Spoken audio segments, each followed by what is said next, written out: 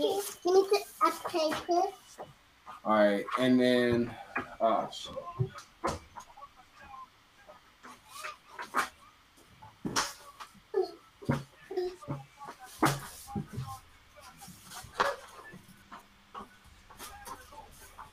All right, so that one should be working. And then, hey man, quit making a mess. Y'all about to go to bed. Awesome. All right, now head back over to Twitch real quick. Mm-hmm. Oh wait, YouTube working? Yeah, I see it. Awesome. Okay, cool. Now let's go over to Twitch. Mm-hmm. All right, where the fuck is it?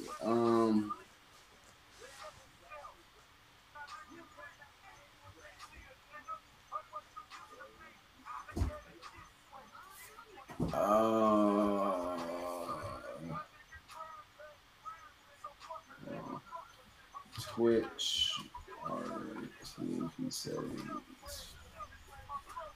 Wait, let me see it. Oh no. I think go to settings /settings/channel. Is that what you're on? Wait a second.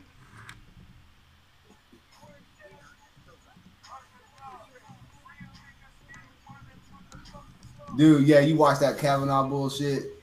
Oh my god. It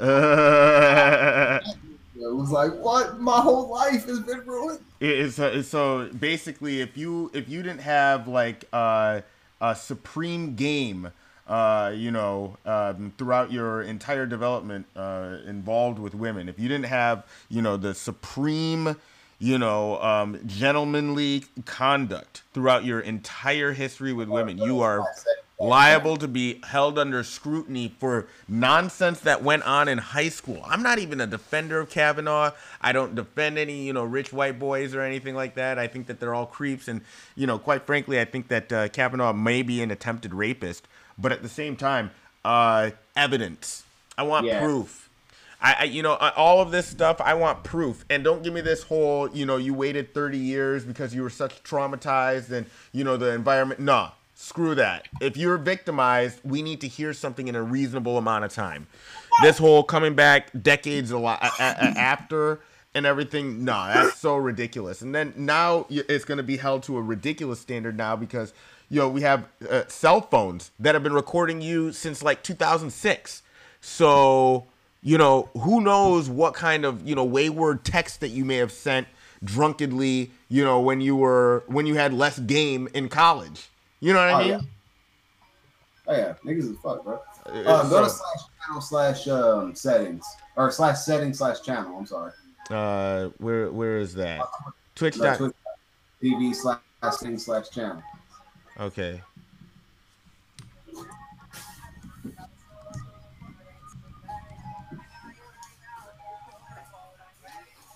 So it's just like, wow. So you can't even have, just been, you don't have game. You just, you didn't have game. You did some lame shit like whip your dick out on a chick back in, back when you were a little kid or something like that. Go to, sorry. Can't even talk about some of the dumb shit that you may have accidentally done. Good God. Dude, like I said, bro, niggas is fucked out here. All right, team settings, mature content. So you need to click on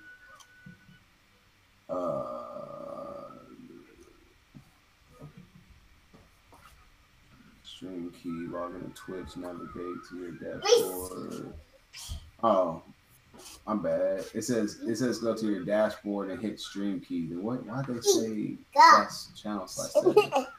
All right, my bad. Go to your dashboard. Where's my dashboard? Click on your little drop down face. Your little... Okay, dashboard, and then the left streaming tools. Obviously, this stuff has changed since then. Looking for your stream key. Find it on your dashboard. Yeah. Okay. Yeah. All right. Cool. Copy that. Send that to me. Yeah, I just need that. Yeah. And then let's just say SUPERCHAT. oh motherfucker. All right. SUPERCHAT. Damn it. I told you I work for We Startup, all right? I got a contract with them. You work for who? A weed startup. I got a contract. Yeah. Yeah, you were telling me about that. What's up? So you know who Confident Cannabis is? Nope. So they're the ones who do like all the testing for the product. Okay. Hold on 1 second. What are you doing?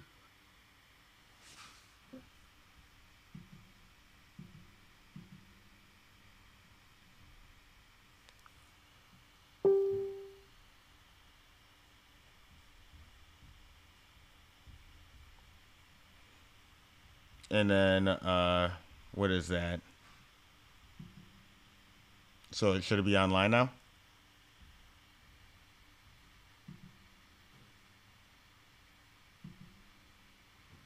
Hold on, I need to change my daughter. Okay.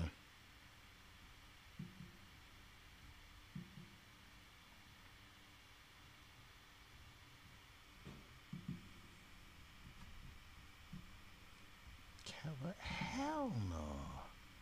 Kava, eat your dick, no.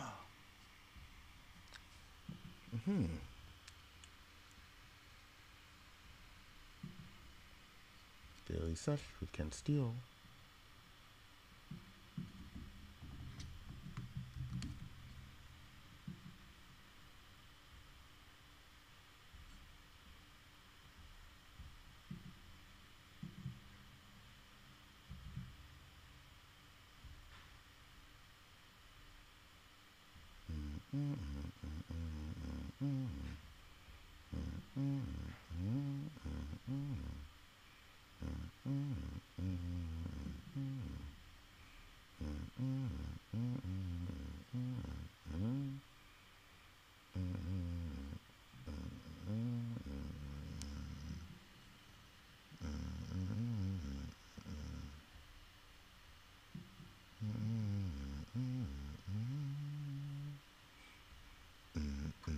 All right.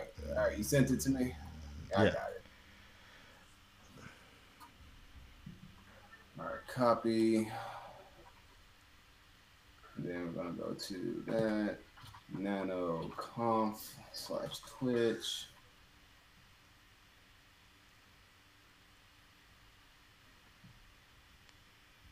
All right.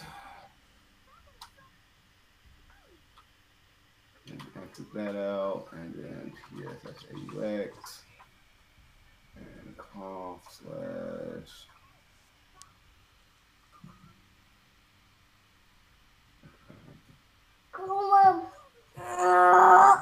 Hey, y'all need to stop. That ass. All right, and you should be live on Twitch. Head over there.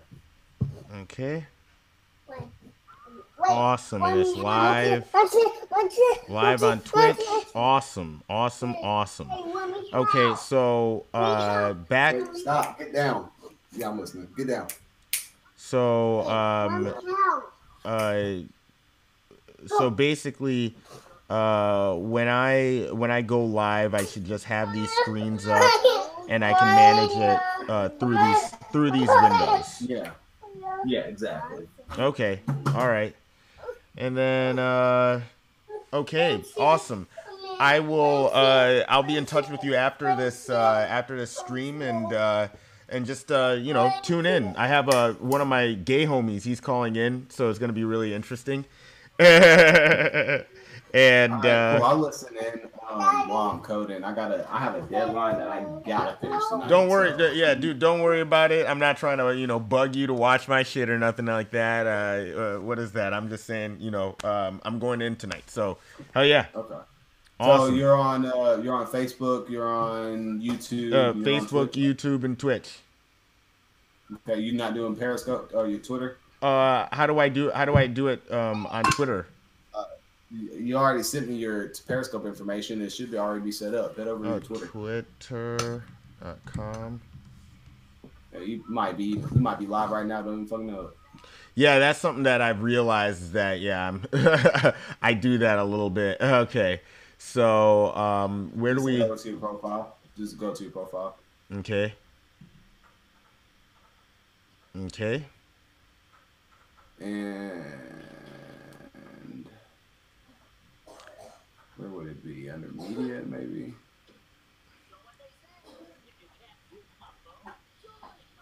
Hit the media tab. Mm,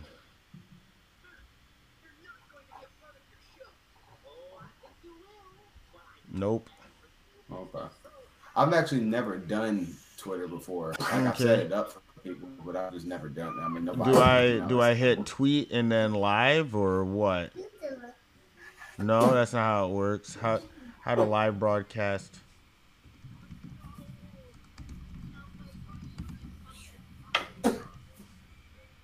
So wait. Yeah, click on that first one right there. Okay. How to start a live video? What's your Twitter handle? My Twitter handle is I love Ken Steele. Okay. All right, let me check.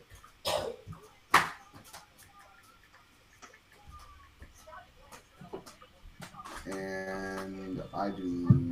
Yeah, I don't see. No. Mom, give us the bubbles. I don't know. Let's Give us the bubbles. I guess one thing at a time. Okay, wait a second. You can now you can now periscope from your desktop. Okay. Yeah, I mean, that's what I was doing. What you gave me was your Periscope. Okay. Now, how do I do that though? I don't know. I've never done Periscope or Twitter Live. It's so niche that most people don't do it. Okay.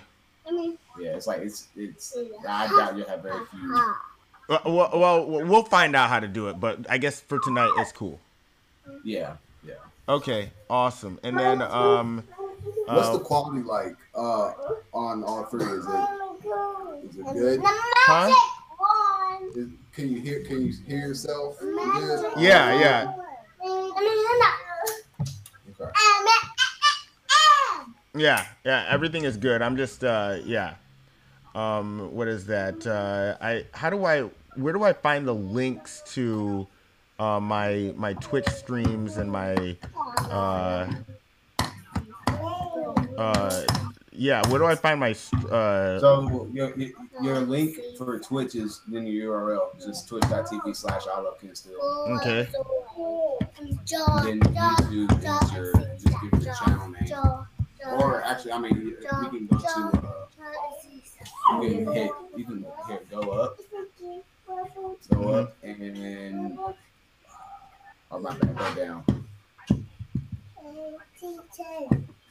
Go down until there's a share button somewhere at the bottom. Share, okay. View on watch page, okay.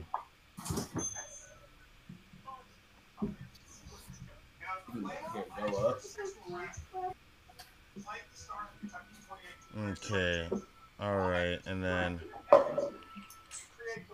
okay. Can I go ahead and send you that invoice? Huh?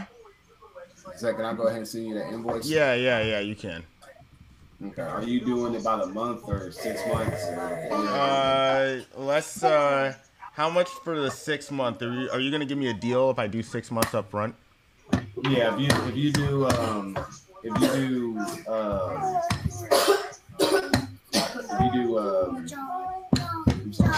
Be quiet. if you do a year up front, you get 2 months free. If you do 6 months up front, you get 1 month free. What is the cost for the 6 months up front? I think it's 35 times 5. Just get 1 more free. Hold on. Yeah, 35 times 5, 175. 175. If I give you 200, can I get 9 months free? Or can I get 9 months if I give you 200 right now? How much for 200? Yeah. Okay. I'll do that. Send me the invoice for that. All right, cool. Sending right now. All right, we got each other. Yeah. We got each other. All right. Yeah, cool. All right, man. I'll send that over right now. Okay, sounds good. And then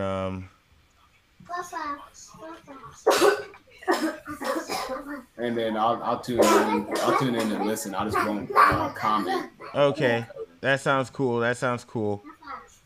And then If it gets real good, I might fuck around, call in. all right. You know that sounds awesome. You know what my number looks like, so you give me preferential. Okay, all right. And then yeah, that you see the prompt and everything like that. So yeah. But yeah, I will I definitely appreciate it, and I will I'm getting started real quick here, so all right. Also, if you get some other people who want to get their own multicast set up, I'll throw you a commission. Awesome. I'll give you a monthly commission. Shit. Awesome. Okay, I'll definitely do that, and I think I can. What's your email for that? For sending invoices to? Send it to ikunazy at ikunazy@hotmail.com. Hotmail.com. Yeah, I got you. All right. Okay, so.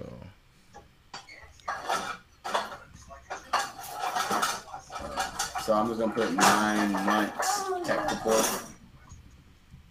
That was what I'm gonna put on there. Yeah.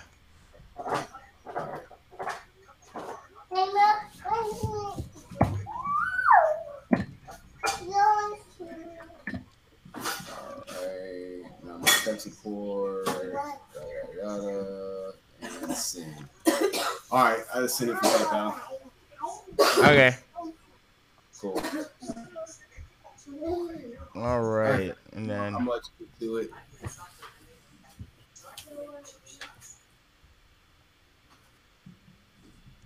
Andy Marr said Trump gets middle class tax cuts. Wrong. Just his tax cuts for those at the top. He says I'm broken borders. That's ridiculous. He keeps saying Nancy Pelosi. She can keep walking. All right, anything else you need from me?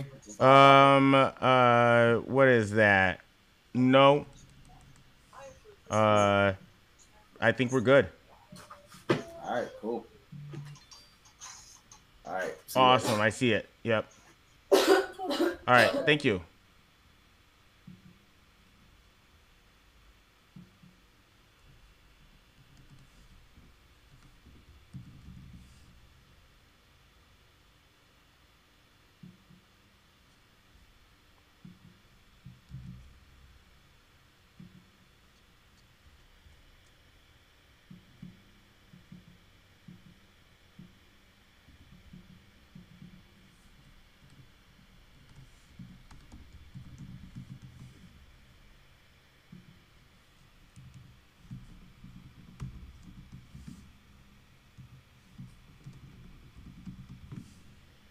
Okay, and then Facebook.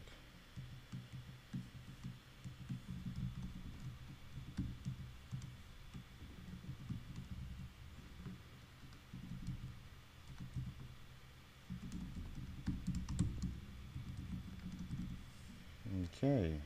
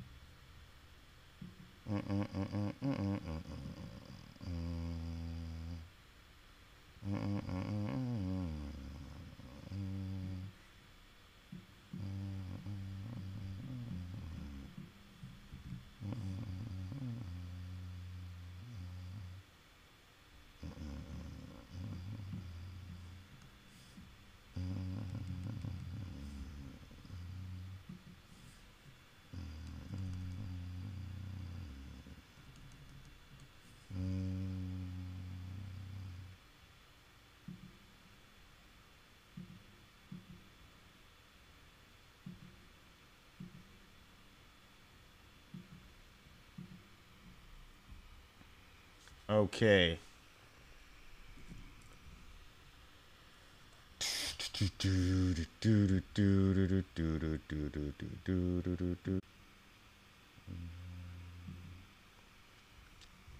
All right. Okay. Do do do do. Mm.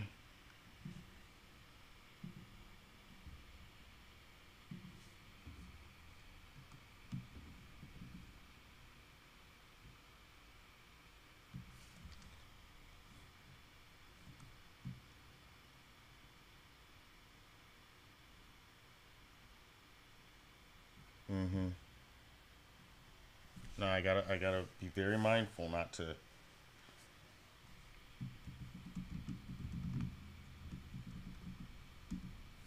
Okay, and then determined.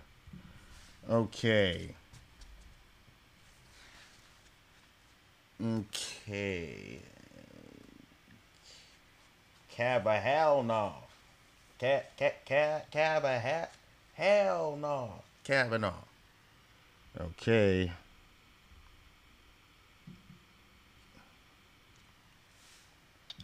Okay. Yo. Okay, and then let me go ahead and add this. Okay, so we got Chrome. Let me go ahead and we got just a second here.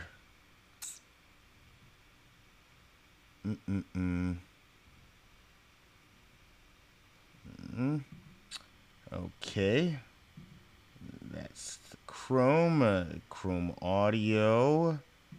We got what's up? What's up? Yeah. I know it's the Daily Sesh. I know. I started the stream a little prematurely here. I have a special guest calling in. I'm trying to get all my audio settled.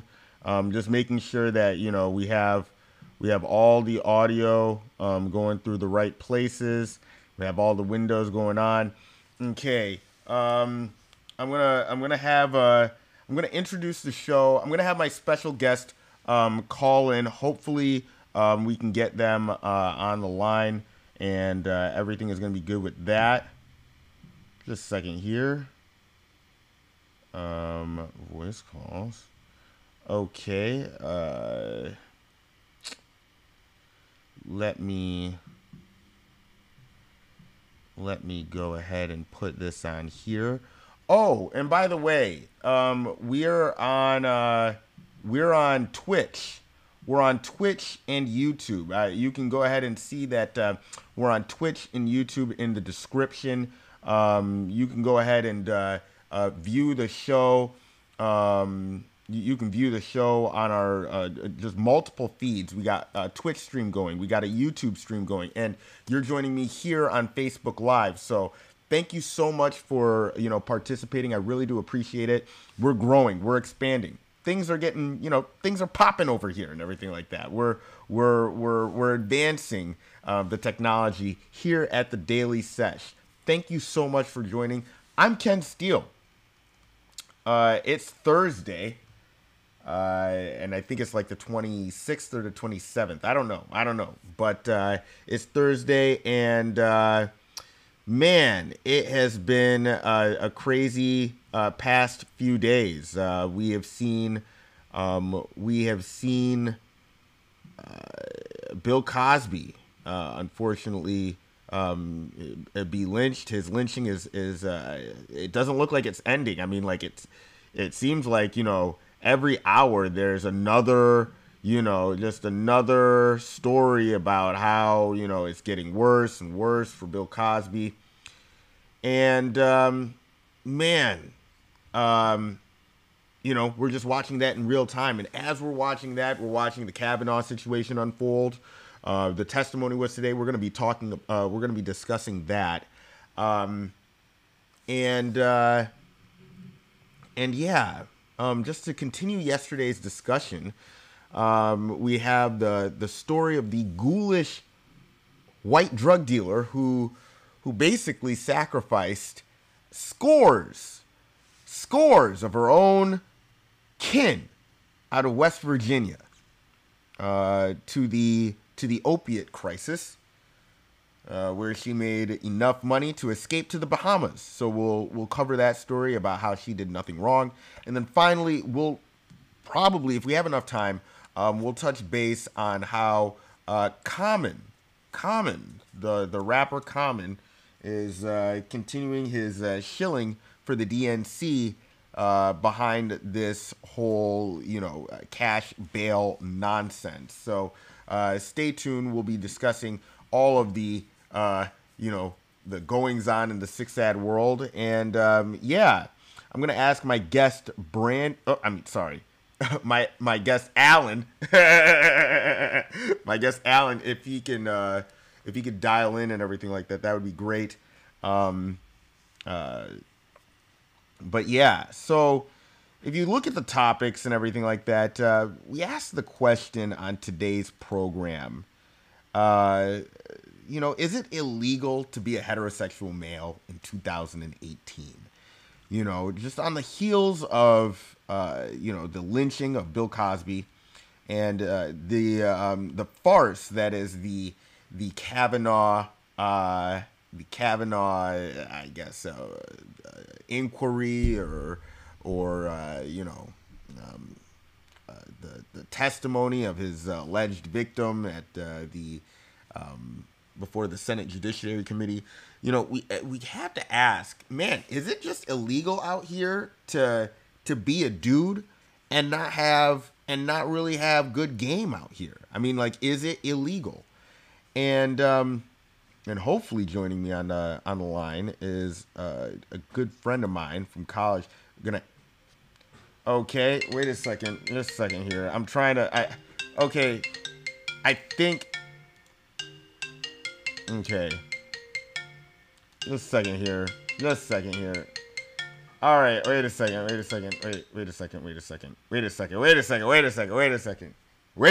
God damn, wait a second. All my phones were just, going off at the same time. I'm still figuring out how to do this technology here. Just a second here. Let me go ahead and I guess I'm going to use this program to place the call. I'm going to go ahead and call you, and then we're going to patch this through. Just a second here. Okay. I got to use multiple programs, and I'm a Mac, and, everybody's, hating, still. Like, this is the 90s. Okay, just a second here. And I got a wireless keyboard, so. Of course, there's lag. Good gosh. Okay. 9. Okay. 2804. Okay. All right. So, phone 2. Yes. It has. What is this phone 2 or what? Oh, they're saying to connect with the phone. Okay. Oh, they want me to turn off the pop-up blocker? You guys are so slick. Oh, you want me to turn off the pop-up blocker, eh? Okay. All right, let me see if I can make the call. Connect. All right. Connect. Okay. Okay. And of course, I still need to. I hate this thing. Okay, so All right. Okay. Hello. All right. Okay. Alan. Yes. All right. Okay. Okay. So joining us on the line is my good friend Alan from college. Alan was a person that I lived on the same floor with. And I mean, like, coming from a small town of Big Rapids, meeting my good friend Alan was, I guess, a real eye-opening experience. He is one of these dudes that enjoys, wearing, stiletto heels, wigs, the whole glam setup. You know what I mean? And, what else? What else can I say about Alan?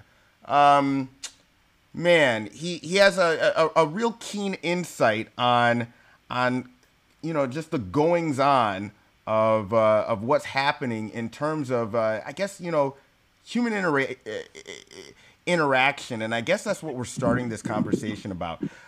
We have to ask the question, Alan, is it becoming illegal to be a heterosexual male in 2018?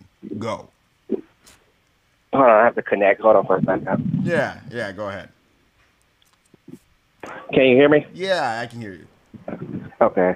Repeat the question. Yeah, are they making it illegal, virtually illegal, to be a heterosexual male in the year 2018? I wouldn't say that it's illegal to be heterosexual because that's still the normalcy of this country, but at the same time, it's more frowned upon depending on certain situations that happen with straight men in America. Oh, really? Really? Okay. So, I guess could you kind of elaborate on that? What kind of situations are you seeing where it's just becoming that you can't be a heterosexual anymore?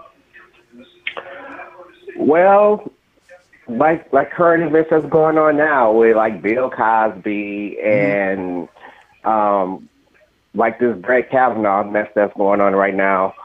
Like well, I'm kind of getting off script, but Brett Kavanaugh, you can tell if you watched this circus that's been going on, you can kind of tell he has a violent side to him. Oh yeah.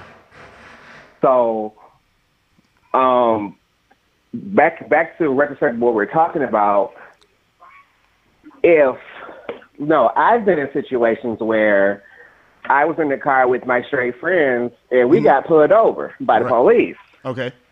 So I guess the police must have noticed that I wasn't quote unquote straight. Okay, just for our listeners, just so we get this out of the way, you do identify on the LGBTQ spectrum. Like, what do you? I guess, how do you identify with your sexuality? I guess. I am gay, okay. So I'm the G. No doubt. Okay, all right. Just for any of our listeners who are wondering, like, hey, what if you had any doubts, yeah, my friend Alan here, my friend Alan. Who's this Brandon character you keep referencing? Right.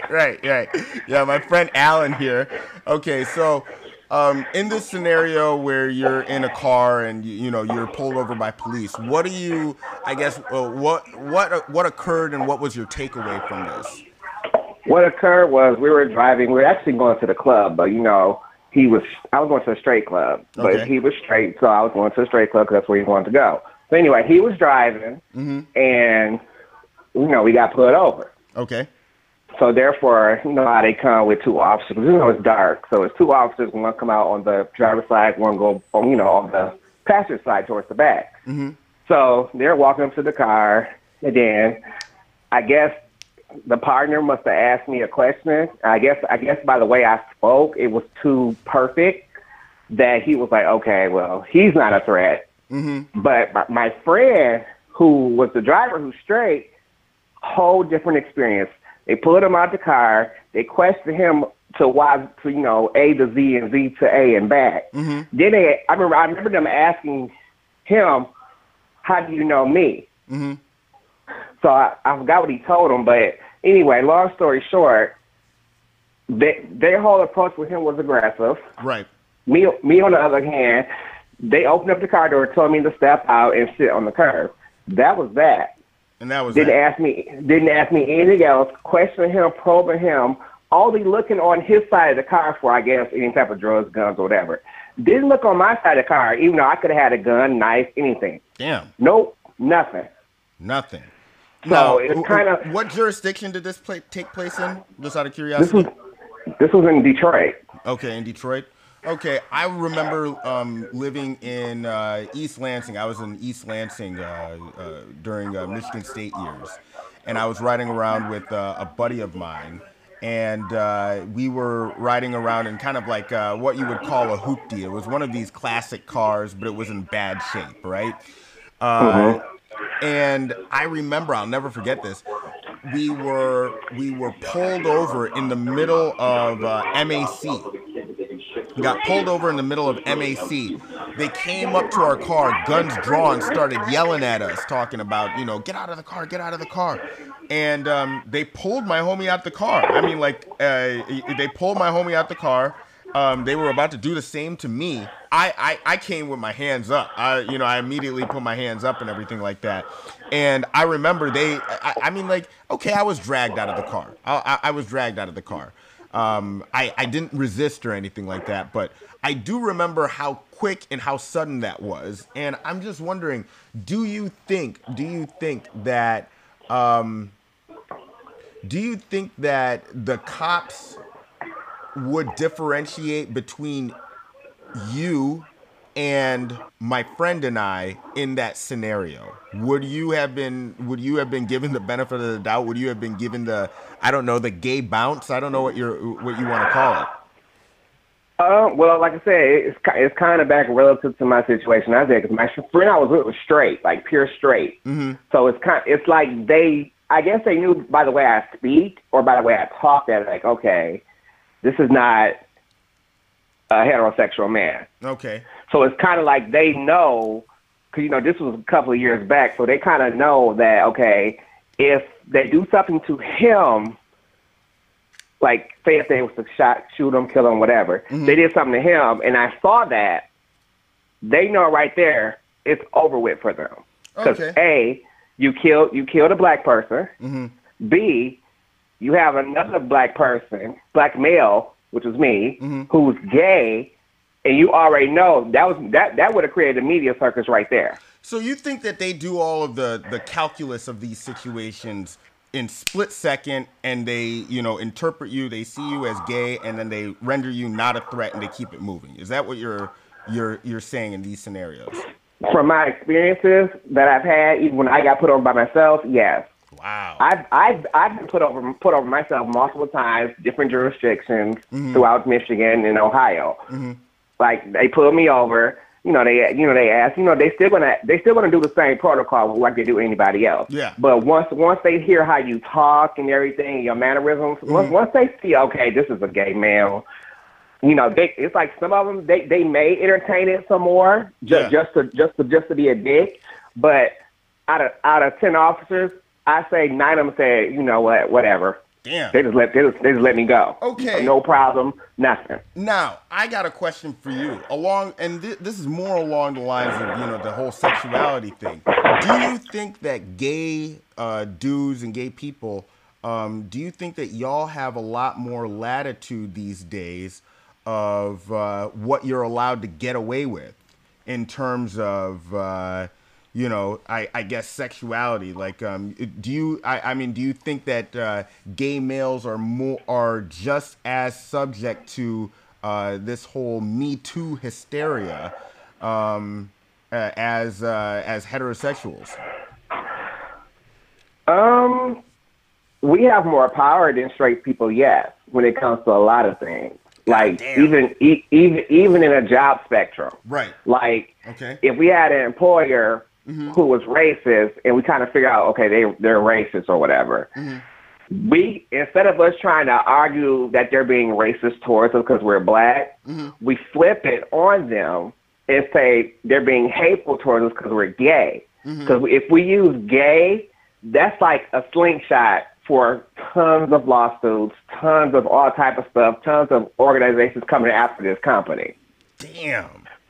So it's no point for us to say, oh, they're being racist towards us. Let me go through the EEOC or whatever. No, don't. That's a waste of time. So you guys y'all don't even fuck with the EEOC. Like, what do you? I mean, no, like what? Because sexual orientation is not a protected class with the EEOC. So why would we deal with that government entity? We're not going to go that route. We're going to go the media route. We're going to go through all the different powerful gay organizations like the HRC and all the rest of those to get to that point, to get that respect. Okay. All right. I mean, like, I guess that's how you guys address grievances, and I guess that would give you an advantage. You see yourself as having an advantage over, I guess, heterosexuals in this context. Right. Even at job interview, say if we were going to a job interview, me and a straight male, same position, same education, everything, all that matches the same. But that employer is going to more than likely take me over the straight man for a few reasons. If it's a male interviewing me, they're going to take me over the straight man because they're going to view me like, okay, he's not going to try to come in and talk to, every girl that's in here. Right. So, you never know what relations he has with his subordinates. Right. So he's not going to view me as a threat on that level. So he's going to say, okay, that's just one of the girls. Damn. That's how he's going to view it. So he's going to hire me over the straight male. Holy shit. Now, if it's a female interviewing me for a position, 9 times out of 10, if it kind of, the dynamics flips. She's not going to hire me because she's going to view me as a threat to her. Because she's going to view me as a threat to her because she may say, okay, he may come in and secretly fuck everybody that she may like in that company. Damn. Are you serious? So, yeah, I'm dead serious. So it's kind of like we're hated upon women. Women don't like us when it comes to professional roles because they know that we can outdo them. So they're not going to hire us. So it's kind of like we still get blackballed by female managers all the time. That's just how it is. Wow. Because they view us as a threat, and that's from personal experience. Wow. That's really interesting. So you're saying that the now, would you say, or now I'm not going to suggest, or now I'm not going to lead your statement on, but would you say that, I guess, like, put all together, you would argue that with all of these factors in play, you're saying that it's increasingly becoming difficult for heterosexual males to operate in American society. Would you argue that, or would you just limit it strictly to black males, or would you just say heterosexual males in general? It's kind of a mixture of both because we already know it's hard to be a black male straight anyway. Yeah. We already know. So it's kind of like, in that retrospect, yes, gay black males have more power than straight black men when it comes to different avenues. Now, in general, like societal wise, I would say that it's not harder, but it's getting to that point where it's almost impossible to be a straight male. Because like they're doing, coming out with these allegations from 40 years ago. All I have to do is allege that you did something to me, and that's all I need. Oh man, are you penning that letter about the time that you saw Kavanaugh? I mean, I could. I'm pretty sure that would take him down completely. You could, yeah. I guess if you could corroborate a time that you possibly could have been alone with this person. I mean, like you were at the same party, you were at the same meeting or something like that. You could just, gin up any wild allegation that you wanted. And the only thing that would stop you is if people decided to believe you or not. Right, and they are, because if you think about it, if a gay person is telling a compelling story, society views gay people as being honest. Like that's why you have all these coming out. Which is crazy. I mean, like this is that's crazy to me, but that's why you have all, like, when you see these YouTube videos about these people coming out to their relatives, you see how they make it emotional and all that. Right. They do that to gear. I mean, some of it is, and some of it's kind of like, okay, you're being extra. But if you think about that, when a gay person's coming out, they're purely honest and vulnerable. They just open themselves up. Here it is. Boom. Now, if I was to take that honesty and even though I can flip it and say, Kavanaugh, fuck me. Yeah. They will believe it because it's coming from a man, and they're not going to demasculate a gay person. Okay. So if I had to get like she got something to go there today. Okay. If I was to go there and do the same little bullshit, they're going to be aggressive towards me, especially the red state Republicans, because they don't like nothing gay anyway. Period. But at the same time, they know that the gay base is watching them. All right. So they're not going to demasculate me or try to demean me as being aggressive. Okay. But you see how they let him be aggressive in his testimony, yelling, carrying on, cutting people off, and they didn't label him as being whatever. Now, if she was to do that, you already know. Right. She would have had an all different type of title. By now. Now, question. Okay, so, these type of allegations have come out against politicians in the past. If you recall, remember, I think it was around 2009 or so, 2009, there was a guy, a homosexual dude, his name was Larry Sinclair, and he came out and he alleged that Barack Obama smoked crack with him and did cocaine with him, and that he performed fellatio on Barack Obama. Now, those claims went virtually nowhere. Nobody believed them. It went nowhere. How does that kind of fit into your paradigm? And everybody, widely regarded Larry Sinclair as crazy. I mean, they didn't really have anything against him. They just said that he was crazy. That was just, he's crazy. These claims are nothing. This is just a, Republican whack job or something like that. Okay, so the thing is, was Larry Sinclair white or black? Larry Sinclair was white. Okay, if you think about it, yeah, you would think that they would try to believe him because he's white, but if it was a black, because, Barack is black, Larry Sinclair is white. So, that didn't go through because they would say, okay, that's a white man trying to start race wars with a black president.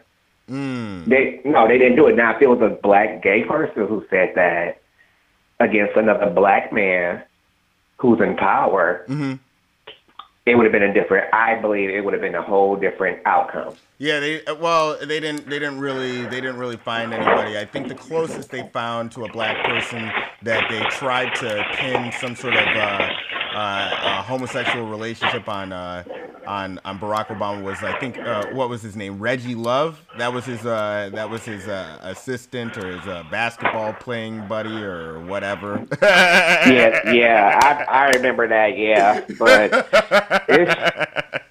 they said he had to leave. It all depends on the current era and the time that society is in at the time of the actual claim. Yeah. So it all depends. Like I said, this Me Too movement been going on for what, almost 2 years now. I think if we're gonna say that it started with Cosby, I think that the Hannibal Buress, tapes, I guess, that was 2014, and we are in 2018. So this has been a 4-year campaign, so to speak, guys. But it didn't start getting real heavy until when, last year? It started getting heavy when they tried it against Trump. I think that's when I think that's when it really started getting heavy. No, Harvey Weinstein. I think that was what, I think the Rose McGowan, the original Rose McGowan, and the one chick who ended up being a rapist as well. I think that they all came up, and then they started it or something. I don't know. I think it's been maybe I'm gonna say it's been a 4-year thing. I think this is a 4-year thing because when you go back and you know what this Me Too thing is about, you have to go back to the New Yorker cover where you see where you see the scores of women accusing Cosby, of nonsense. Real quick question, give us a gay perspective of the Cosby verdict. Do you think that this basically should be a signal to all black males, watch out, or do you think that this is just justice served? Well, I mean, I really can't. I can't really answer if it's justice served because I wasn't there. I can't even say that it happened. I don't know if it happened. I wasn't even born back then. But from like just reading up on certain things that I saw and like certain old pictures with him with other women, like they seem to be happy. So it's kind of like I can't really. But anybody can smile for a picture. But the thing is, from viewing it from a picture, I've seen a lot of pictures floating around with him and different Caucasian women, smiling, carrying on, look like they were drinking a few pictures. But I mean, look at my man right here. I don't know if you see the screen, but I don't. This dude doesn't look like a rapist to me. This looks like a victim. This dude looks like a victim. I'm sorry. It looks like he's getting plotted on. He could be a victim of circumstance because of his wealth that he may have had back then. So anybody's going to hop on somebody who has money because they want to receive clout and get notoriety. So they're going to do whatever it takes to get notoriety. And once they get notoriety, they're going to drop them off because they're going to already have their following. Ugh. Or say if they didn't get their notoriety, then they can start with these frivolous claims of, oh, he drugged me or whatever, because they're mad because they didn't get a payout or they didn't get what they thought they was going to get from Bill Cosby. Homegirl had the sniffles, came to my man Cosby talking about my sinuses and shit. He gives them Benadryl. I don't know. I mean, yo, ladies, if you come over to my house and you got the sniffles, you ain't getting shit from me. You ain't even getting a neti pot. I'm not giving you shit. The Benadryl, that knocks a lot of people out because it's like cause I take it periodically, so it knocks you out. I don't know what they put in the Benadryl, but it knocks you out. Antihistamines will make you can make you drowsy, of course. But at the same time, and people do recreationally take antihistamines. I mean, you can look it up on YouTube. People are recreationally taking antihistamines. If you could take 4 of them shits and not sleep, you'll see some things. I mean, whoa, you'll get some crazy visuals.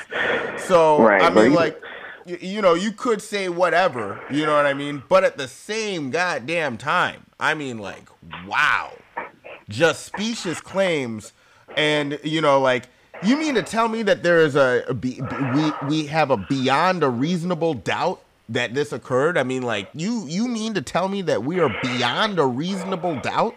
You could put a man in jail for the rest of his life behind lies? But I mean, behind non-verifiable claims. At the very least, they're non-verifiable claims. But I mean, like, we can at least verify from this testimony, from the fact that it shifted a number of times, and the fact that, you know, it couldn't be corroborated with, you know, actual evidence, that lies were told. That right there is what gets me. There is no evidence, no DNA evidence, nothing.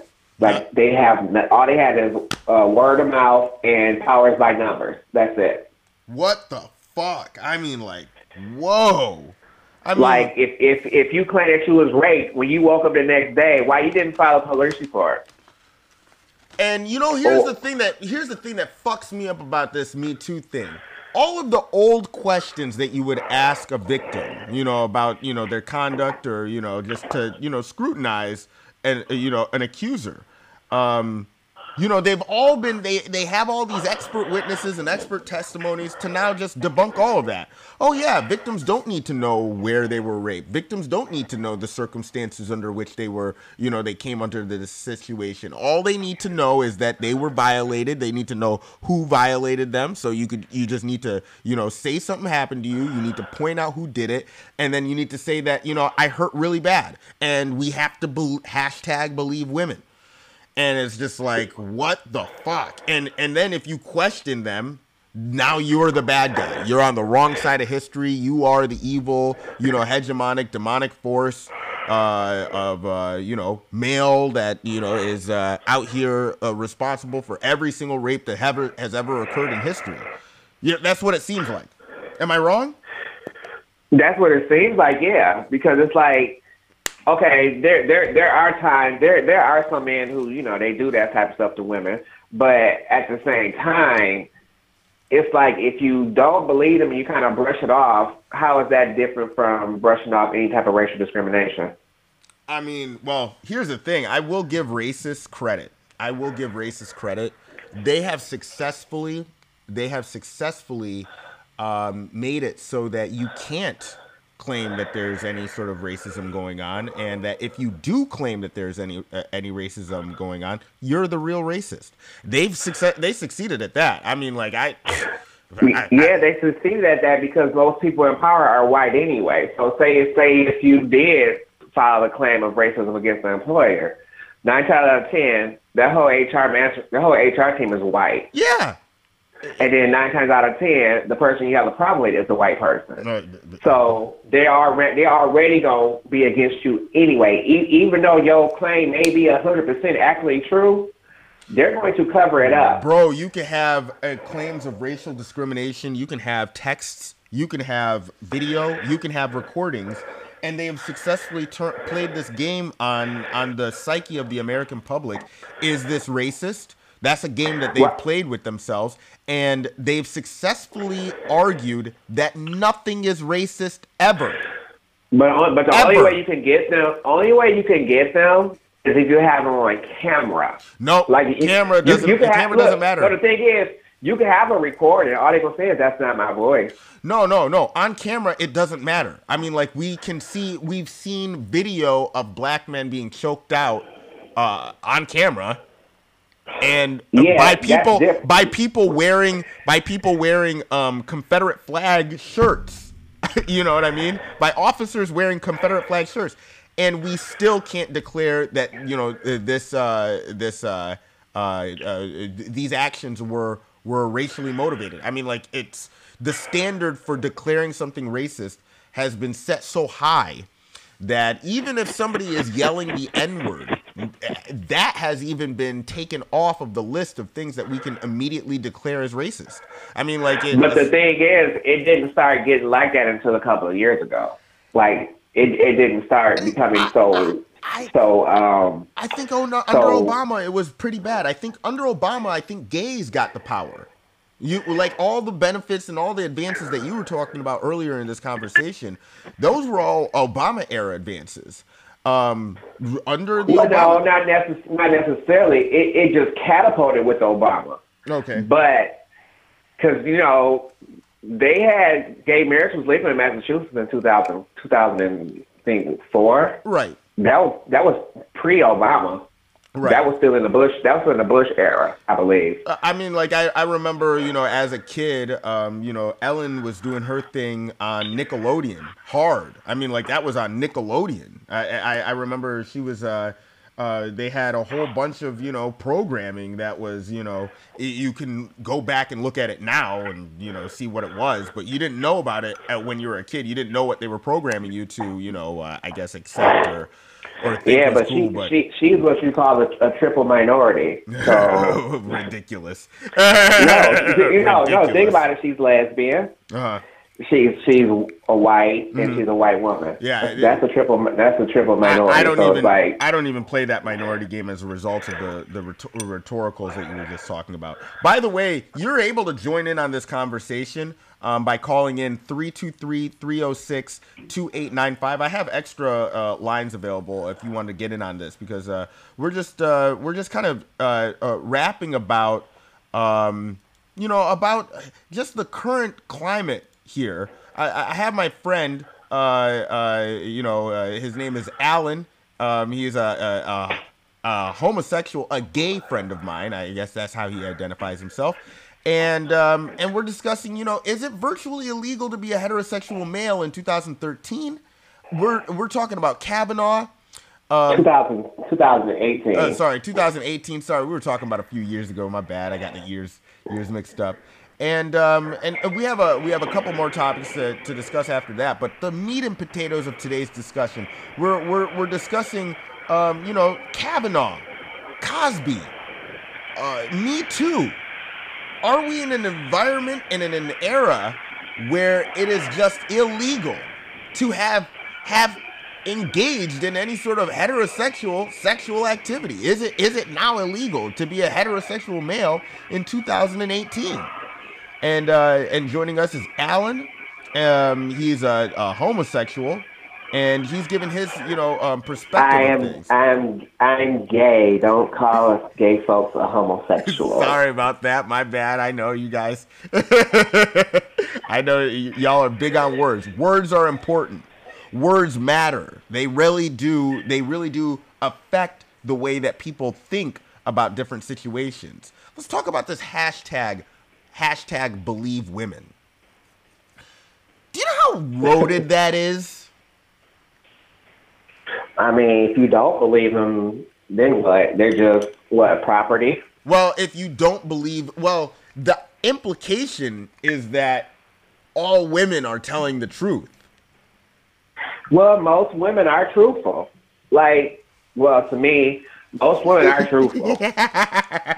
Well, I said most, not all. Most of them are truthful when it comes to certain things. Do they lie? Yes. Women are known to be conniving. So, yeah. All I'm saying is that we are putting people and their flawed emotions and their flawed perspectives over evidence. That's the standard that we have. I remember reading about another time in American history or in history on the Western Hemisphere, whereby we allowed in courtrooms spectral evidence. We allowed all sorts of speculation and wild claims to be used as evidence against defendants in a court of law. This situation was memorialized, I guess, in the, I guess it's known as the Salem witch trials, by which a number of white women were put to death simply because of rumors, innuendo, that they were witches. Believe women. I mean, do we correct all the wrongs that have been done against women with more injustices that we commit against men? I mean, is it okay? Is it? I wouldn't say. I mean, a crime is a crime. Like I said, if Cosby did what they claim he did, then you don't even know what they say he did. That's the crazy thing. I know. That's what I'm saying. You can't even. Nobody can tell us what they say that he did. I mean, they say pills, they say sex, they say, and then they call him. Some will call him a rapist. But you look at the charges, and none of them say rape. So, you know, it doesn't look like he's a rapist. And typically when there's, you know, a rape that occurs, you know, there's a rape victim. There is no rape victim that seems to be present in this case or at all. And I don't think anybody is, you know, making the case that, you know, Cosby is in that court that Cosby was an actual rapist. But if you get outside, I mean, Cosby's a rapist, right? But my thing is, if he raped all the women, and they know that if they got pregnant, that's a meal ticket. So why wasn't none of them pregnant? I mean, like, you know, if you read the charges, you know, a lot of these charges were that, you know, Cosby, you know, touched my boob. Cosby, you know, touched my toes. Cosby, you know, he diddled me. You know, he digitally inserted his fingers into me. You know, these are the claims that are being levied against the homie Bill Cosby. Well, I think the only way to fix that is if males were to be, instead of trying to be so the ladies' man, when women start touching you, you should start filing claims on them to see if it works for you. Well, you know, I don't know if, you know, I don't, here's my thing. I just, you know, I think guys are going to have to start recording all their interactions with women at the very minimum. You have to start recording and doing disclosure agreements where they sign their papers. Well, here's the thing about disclosure agreements. Then you're getting into contractual sex. And I don't know if you can, you know, because it could be like, well, Your Honor, she consented to, you know, anal. And we did anal, as it says on the paper. Now, she said no, but it's on the contract, Your Honor. No, you just have to make sure your contract is purely specific to we're doing anal. You're agreeing to doing anal, and you sign it, and you have, I guess, a third party, like a lawyer or something, sign it, saying this is what happened. Man, oh man. I mean, like, it's, I mean, like, and here's my thing, like, okay, what's gonna happen with all of these Facebook, you know, all the Facebook pictures from back before your parents got on Facebook? I don't know if you guys remember this, but back before, you know, your parents were on Facebook, people used to upload all sorts of crazy bullshit on Facebook. I mean, like nudes. That's because it was specifically for college students. You had to have I think you had to have a college email to even get clarification. I mean, to get cleared to be on Facebook. Right. And I think once they opened it up to high school students, it went downhill. Like when it was strictly for a college student. I mean, yeah, you had the crazy stuff on there. 'Cause, you know, in college you do crazy stuff. That's just how it is. Oh shit! Oh shit! I got a caller joining us in this conversation. Just a second here. Let me go ahead and. All right. Okay. Just a second. Caller, go ahead and state your name, where you're calling from, and all that. What's up? Hello? I think they may have hung up. No, I see the caller is right here. I'm trying to see if the caller... Hello, caller? Do you have your thing on mute? Do you have them on mute? No, they're not muted. No, they're not muted. Just a second here. Let me see if they're trying to chat with me in the fucking box or something like that. Okay, all right. They're trying to call again. All right. I've answered. Hey, okay. Okay, all right. Caller. What's up, Ken? Hey, Mika. This is Mika from Chicago. Hey, Mika. Thanks for joining us. What's going on? Hey, what's going on? You know, you guys had just mentioned something I can barely hear. Oh, I thought can you wait?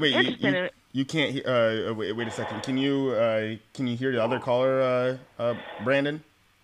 Or sorry, no, I Alan. Can't. I can't. I mean, I can hear. It's like very, very faint. Alan?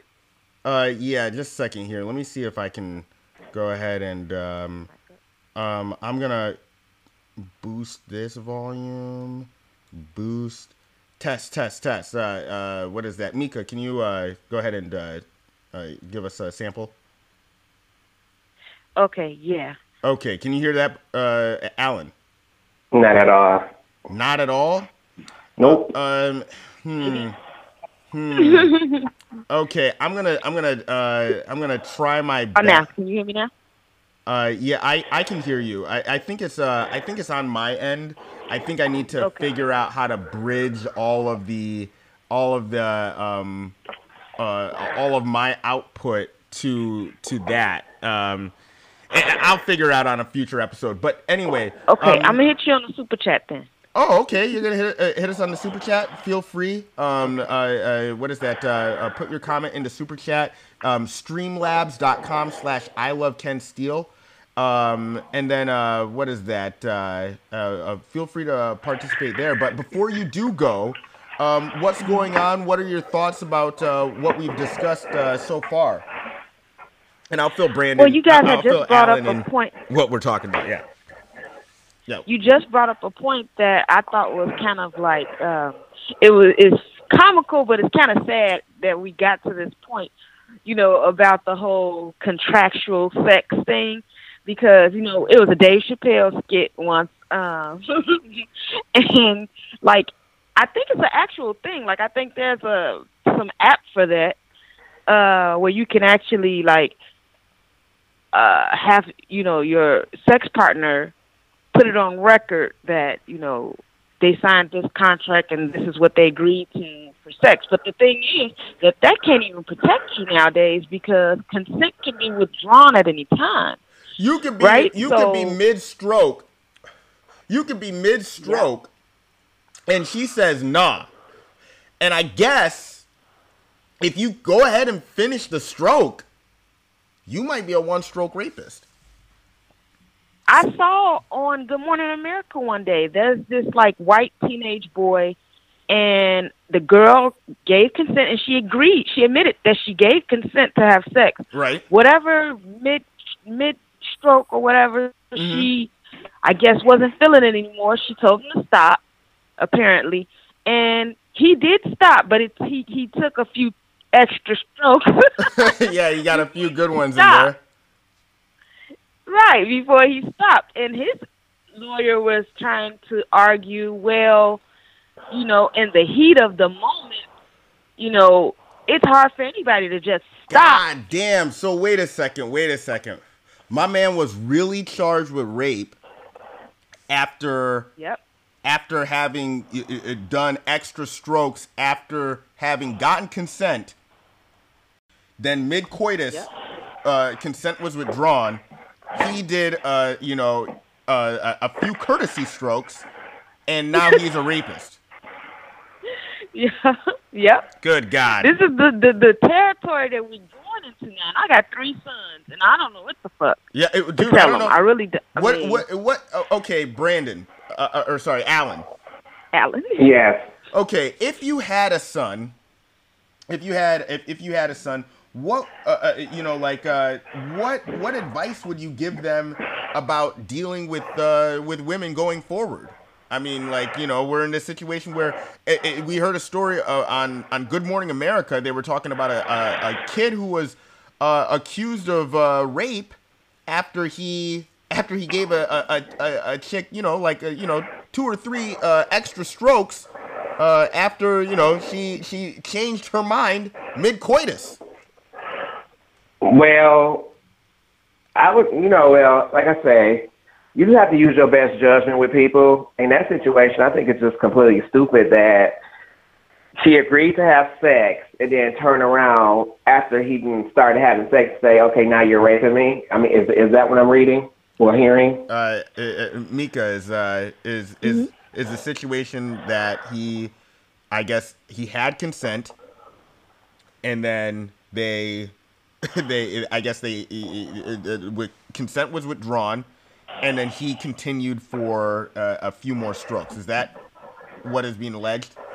That's exactly what happened. And it's kind of like, okay, no means no whenever you say no, right? Right, no means yes, no. But it's really tricky territory because how can you expect somebody he could have been almost at the height of orgasm. You know what I'm saying? How can you just expect somebody? Whoa. Yes. No. Well, wait a second. When you play that kind of a game. Now, are you saying that? Are you suggesting that the current legal standards are finding themselves at odds with biological reality? Exactly. Brandon, do you think that that's the case? Or sorry, Alan, do you think that that's the case? What? Like that the current that where we're going on a legal standard is migrating away from biological reality. I mean, I wouldn't say you're no, we're not deviating from biological reality. It's more that it's going more into the realm of psychological reality or mental reality. Holy. That's where we're going. Wait a second. So my homie Alan, he has said that we are going from an era of I guess because the biological reality is never going. Biological reality is never going to go anywhere. We know that's set in stone. But that's not now going we're entering an era of psychological reality where it's psychological reality, emotionalism, and mental reality. That's where we're going. Oh, emotionalism! Good God! So basically, you made me feel as though I were raped, so I was raped. Is that what you're saying? Yep. Holy shit! Even though she agreed to do the sex, and she may say, "Okay, no, stop." After stuff is going on. Now, say if she agreed to having sex, and then as soon as he started, she said no, and he still inserted. That's still considered rape, depending on where you're at, what state you're in. Mm-hmm. So it's kind of like, where does it become bullshit at? Because it's like they can play that dangerous game that, okay, I agreed to have sex with you. Okay, he agreed to have sex. We started having sex. Then all of a sudden, oh no, I don't want to have sex anymore. You're not gonna push straight out right when she say no. So right. say if you still inserted when she said no, you're gonna stop, but you're still inserted, and she can put claims on. Oh, now you raped me. Wow. I mean, like, that's... And then, like I said, back to this emotionalism stuff. Okay, say she say that shit, and then there you go. You guys are going to court, mm-hmm. and she gonna go there, and she's gonna play the cry game, and blah, blah, blah, blah, blah, blah, blah. And that's where that emotionalism comes into play at. And they're going to believe that emotionalism, because if emotionalism fails... Damn. Like if you pay this to the lady's thing today... She spoke softly, but it was very emotional. Right. So that's why the Republicans in the beginning was like, okay, this is going downhill for us.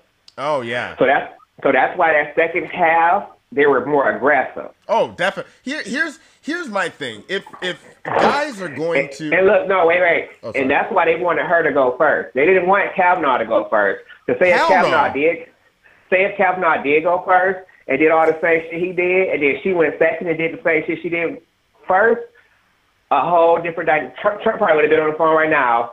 I'm withdrawing you. Because the last thing was what happened in the last 5 minutes of the thing. So if the last 5 minutes was her talking, it would have been a whole different outcome.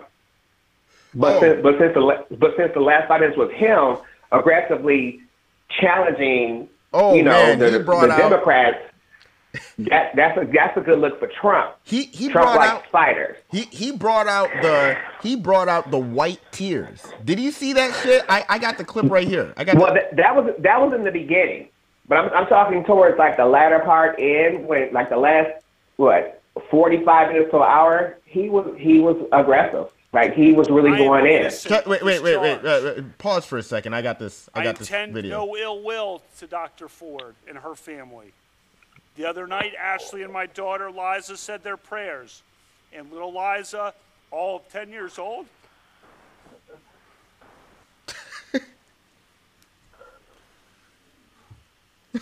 said to Ashley, we should pray for the woman. It's a lot of wisdom from a 10-year-old. Oh, Jesus Christ. That's the bullshit You crying. mean no ill will. He's only doing that because he claimed that he didn't watch her testimony. Yes, you did. White people cry without tears. I've never. Have you seen that shit? I mean, like, I've not. I mean, like, these are just incredible. They cry, no tears. No tears. I mean, like. Because you know it's fake. It's phony. It's fake. That's just how they do. They know if they know he knew the cameras were on him. The world is watching. Yes, he's gonna put up this show. Because if you think about it, when you go into court, it's nothing but theater. Who can give the judge the best show? Who can give the jury the best show? Right. And the best show is the one who wins. Right. Oh, definitely. I mean, like, and this was political court theater, the likes that we haven't seen before, and I think that this is now the norm now. And I think where she messed up at was when that ugly ass lady who was questioning her, the little quote unquote the woman prosecutor, about is she scared of flying, and she said yeah, but then she kind of said, well, you going to French Polynesia and all this, did you fly there? And she said yeah. I think that right there was a trick question trying to see if she would lie. So they're going to use that against her. Trust me. Dude, it's a court of law. I mean, anything that you say or do can and will be used against you. Yeah, so they're gonna blast her probably on Fox News if they haven't already done it, saying if she lied about flying, scared to fly, but she's flown to Hawaii, Polynesia, and wherever else. How we know we're not lying? She's not lying about this so-called accusation. Right. And then here's another thing that tripped me up. They got two white boys saying that they're the ones who sexually assaulted her, not Kavanaugh. What? But the thing is, how you gonna say he didn't do it, but then you gonna say it was two other people? See, what I'm not liking is how he don't want them to do an FBI investigation, and he deflected from the question, saying, "Well, how about like when he asked him, why don't you turn around and tell such and such to do a full FBI investigation?" He gonna answer the question saying, "I will do whatever this committee want me to do." No, that's not what he's asking you. He's trying to see if you would say, "Can you fully investigate me?" See, I think he's hiding something, and that right there is what I'm saying. Like, you have to believe the woman. Well, wait a second. For the record, I think that he did all that shit. I think that he did all that shit. You could tell he was something else. Oh yeah, I could tell he did all that shit. But, hey, I don't have any proof. And on top of that, good God, this is like when he was in high school. So you mean to tell me that we're gonna be? It was high school and college with him. We gotta be accountable for all the crazy shit that we did in high school and college. Really now? Well, when you have a high position, you hold to a higher standard. So therefore, yes. Now that yes. However, now, but this trickles down. All of this trickles down.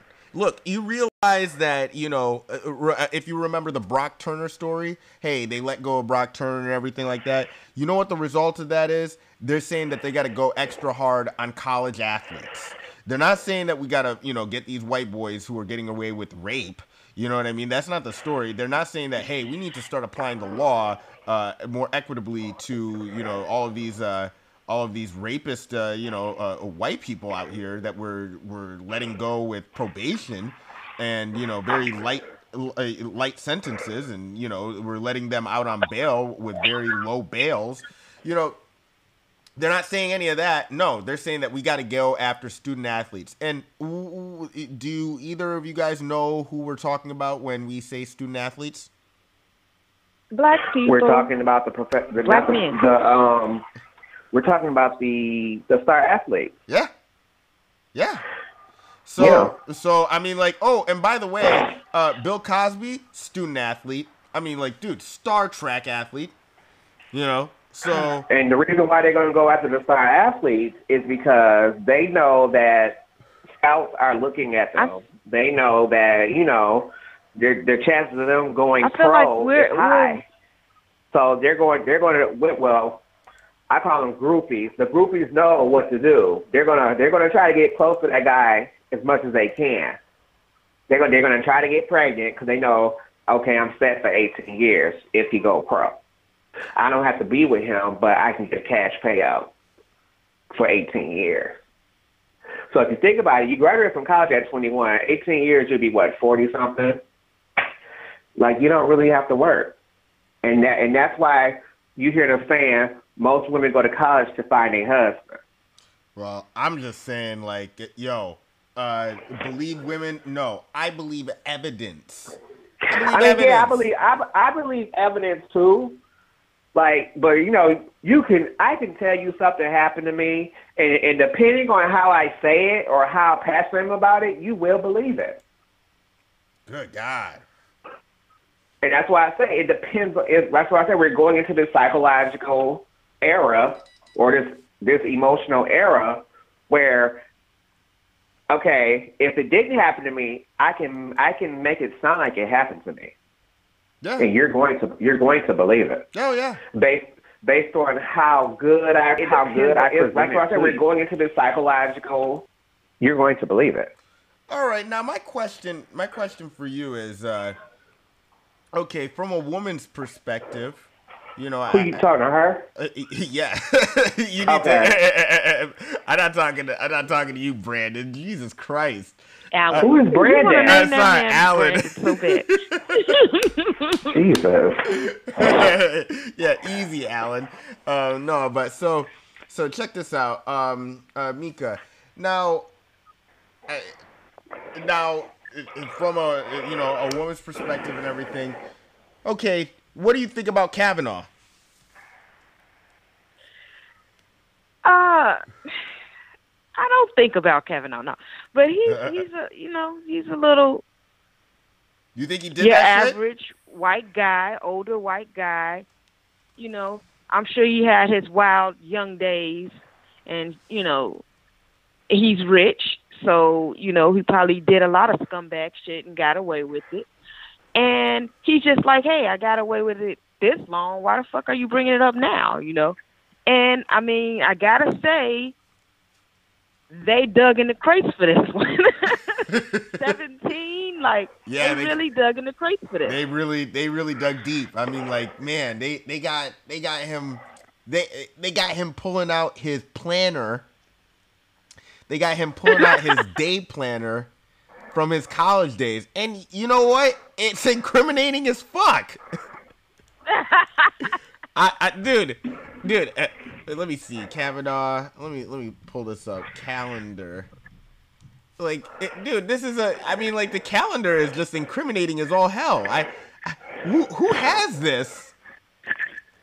Fucking pervert. I can't even find my bill. Like you know, some people when they were younger, they used to put like smiley faces on their calendar dates and stuff to represent they had sex that day, or they put like a red dot or that, you know, something that they know what they did on that day.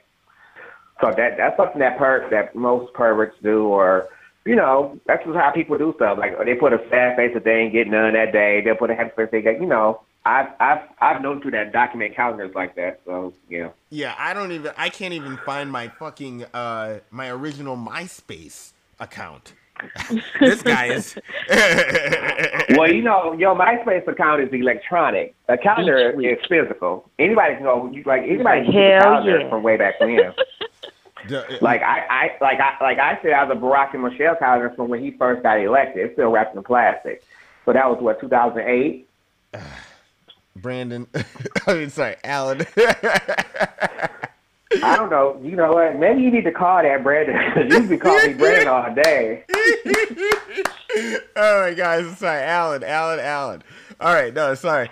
So, no, look at this calendar, though. Look at this calendar. I have it pulled up. Beach Week. This, I mean, like, look, this looks, that alone, to me, this looks like a dude who is out here getting into shit, documenting it. Yeah, that's why I say I believe that he did the shit that she claimed he did. Oh yeah, all day. All day. I mean, like, all day. I mean, just because you were drunk and belligerent don't mean you didn't do it. Just because you can't remember that you did it does not mean it never happened. All day. All day. So basically, he's trying to blame it his dementia on liquor. He can't remember. Can you imagine what's gonna happen in the Senate confirmation hearings when the texts come out? It's 2040. We're confirming a new Supreme Court justice, and the texts come out. Well, the funny thing is now, say if he do get confirmed, I still think that he may not get confirmed. But say if he do, okay, you're going to have two perverts on the bench. Two documented perverts, I guess. Two alleged perverts, Well, no, I think old ass did it too. Remember, I think, because look, remember, if you think about how she said, "I'm gonna pull out my big black dick and slap you across your face with it," that's something that a black man would say who was in power. Really? Yeah. I've never. I've never tasted power. Watch the Anita Hill testimony. I was bored, so I watched it the other day. It was like an hour and a half. Right. But yeah, that's and if you look at how he looked back then, not now, but back then, you could kind of tell he did stuff like that. You can look at him and tell. He just looked like he was a finesser. He just, like the way he looked back then. He looked like a little of the town finesser. Okay, all right. I got a question though, real quick. Real quick, yeah, Nika. I got a question for Alan. Yes, a question for Alan. What's up? Yeah. Is this just all across the board? Are we just headed into uncharted territory where, everybody's just uber sensitive, in this generation where, where is this thin line between, flirting with somebody, trying to get to know somebody and sexual harassment? Like, is that also happening in the gay community? Are they just like, whoa, dude, like you're hounding me? Like, is that like going on, or do they just kind of brush it off? Hold on, Ken. I can hear it, but it's kind of like it's kind of delayed. Okay. Because it's like an advance is good or bad depending on if it's wanted. I think she was asking a question about if there's a thin line between flirting with somebody and sexual harassment. In the gay community, specifically.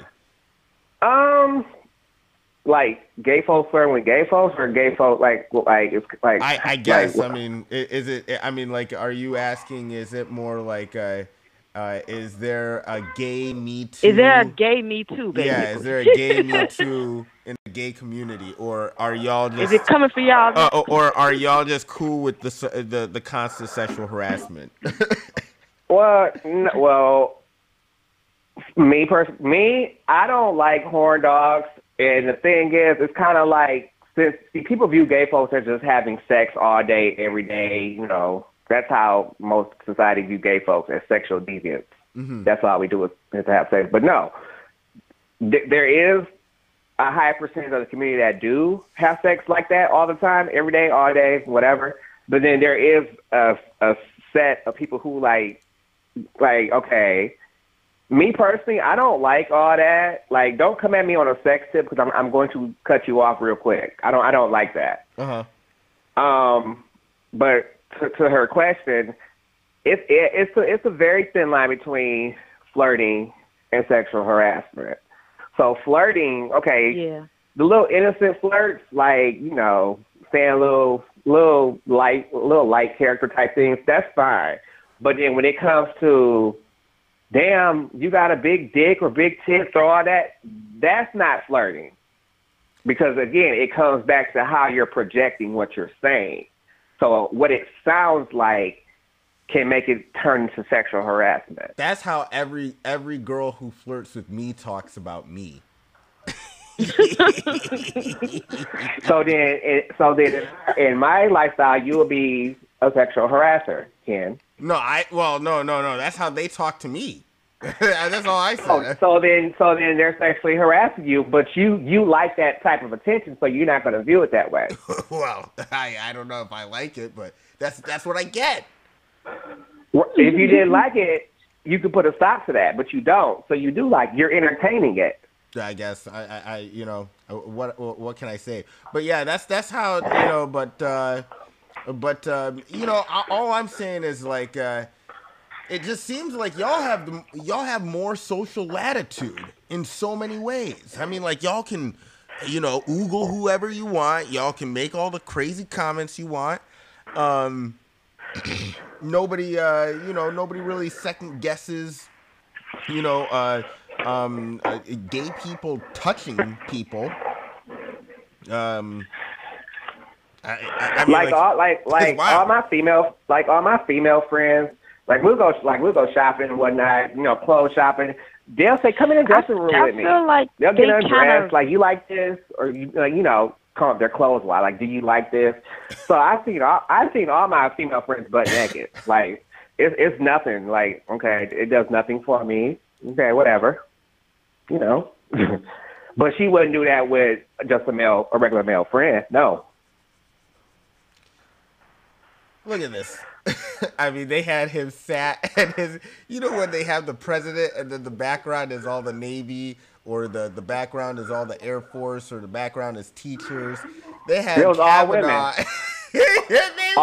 All women were lying all across that front row. They were gas facing him the whole time. That was nothing but a political ploy right there. But then again, his wife wore all black, so that's how you know she's over it. She's like, okay, you know what? I'm over this shit. I know he probably did that bullshit because I know how he talked to me and whatever. She know how her man is. All those legs. She just mad because she got threatening emails and they, that's why she's mad because you fucked with her. She's like, I'm not the one trying to be on no damn bench. Look at that. He's trying to. Yeah, she looked mad the whole time. She rather be like, why the fuck you keep crying? I'm not even the one fucking crying. It just, oh my God.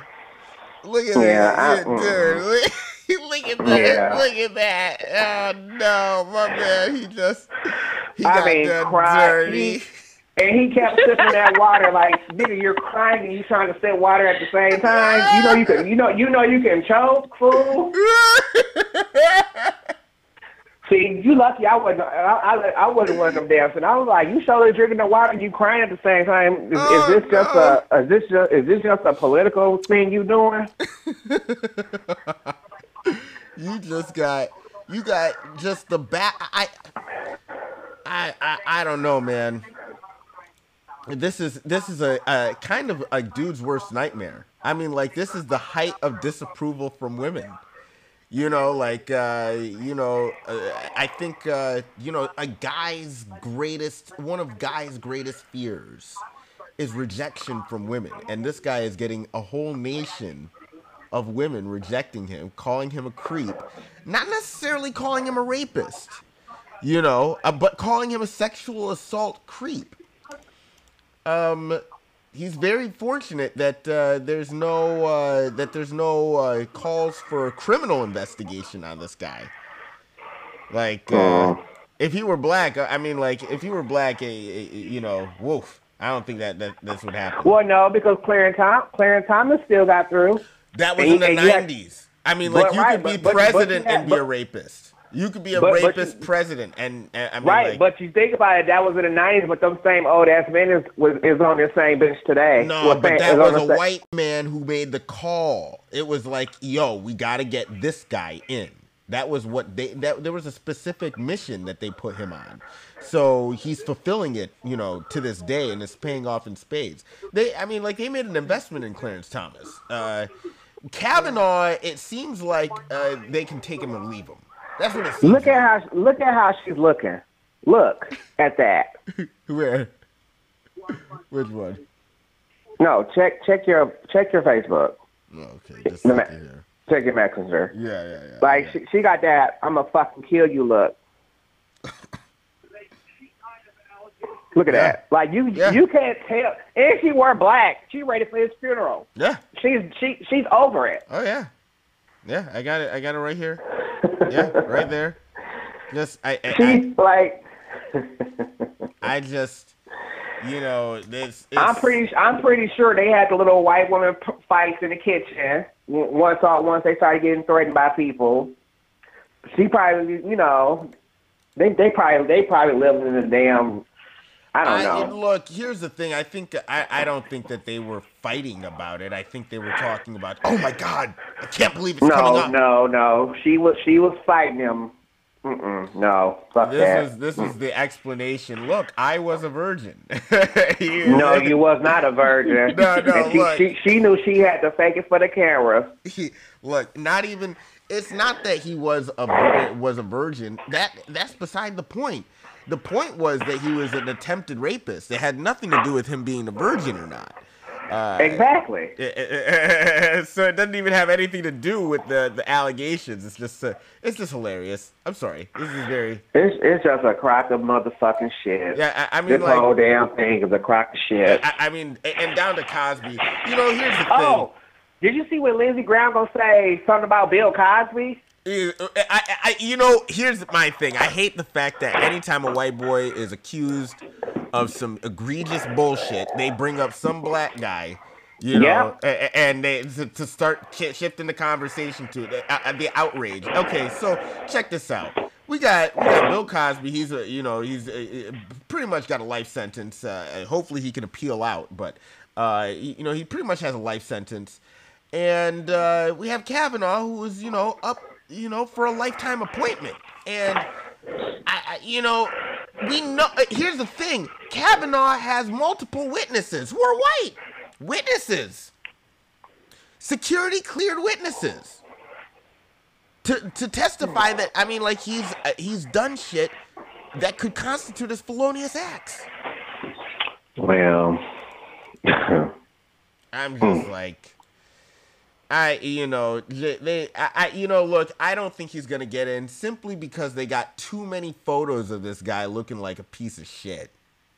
Look, they put it in the news. You know what I mean? If he was going to look, all the photos would look like this. If he was going to get through. You know what I mean? Yeah. See, and then, if he was going to get through, all the photos would look like this. But no, all the photos look like this. They say beach week. They show, look at this, dude. Beach week? Low key, who gives a fuck, but who oh, man. It's just crazy. I don't know. It's like you don't know what you're gonna get out of this administration. Period. So I don't know. What a shitty photo. I mean, you look like you're getting arrested in this photo. That's what this looks like. This looks like a goddamn perp walk. Damn. And it was funny when they started off the case with him today. How they was reading something. I guess he thought he was about to go to prison. Because he got real scared in the beginning when them senators was reading something off. Yeah. And he looked like he about to go to prison. The way he looked, like, oh my God, this is it for me. He was just looking, oh man, looking terrified. This is the best photo of him smiling that we have throughout this whole process. Just a shit-eating, the definition of a shit-eating grin. Oh my God. He was only smiling when Lindsey Graham took up for him. Like every time one of the Republicans take up for him, that's when he smiled. Other than that, it was all frown. What the fuck? He's a judge, so he has no idea how to work a camera. That is not his strong suit. So he's just wearing all of his emotions on his face. He's used to being God in whatever realm that he's in. Mm-hmm. And that's the problem there. Like. You used to sending people to prison or whatever, but then again, you don't know how to handle it when it's against you. Has no idea how to handle. But you want But you want to sit up there and cry. Shout out to my man Bill Cosby taking it like a G the whole way. I mean, like, just taking it like a fucking G. I gotta give him props. Well, he's from Philadelphia, so he like no tears, none of that. I'm not gonna put up the mugshot or any of that shit. If you notice, I haven't put up any of that imagery. They got him stumbling. My man is old and he's half blind. He's stumbling. They apparently they threw a stale hot dog at him. I was on set for a shoot, and these fucking creeps that I was shooting with had the nerve to start talking about Cosby. I'm just looking at them like, you guys have no fucking idea. You guys have no idea what the fuck is in I store. called off Black. Huh? Right. I called off Black. What do you mean? I didn't go to work. I didn't feel like hearing that shit. Let him as a threat to himself.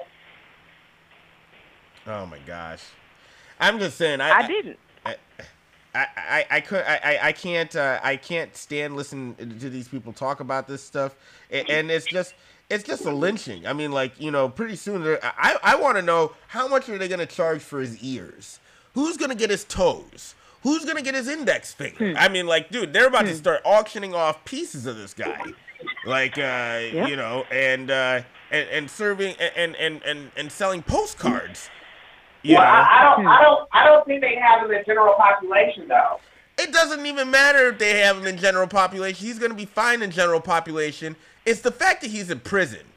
You don't. I mean, the fact that we have allowed one of our heroes to go ahead and be given the Vercingetorix treatment. They didn't even. I mean, like, the Seventh Heaven guy sat here and admitted to child rape.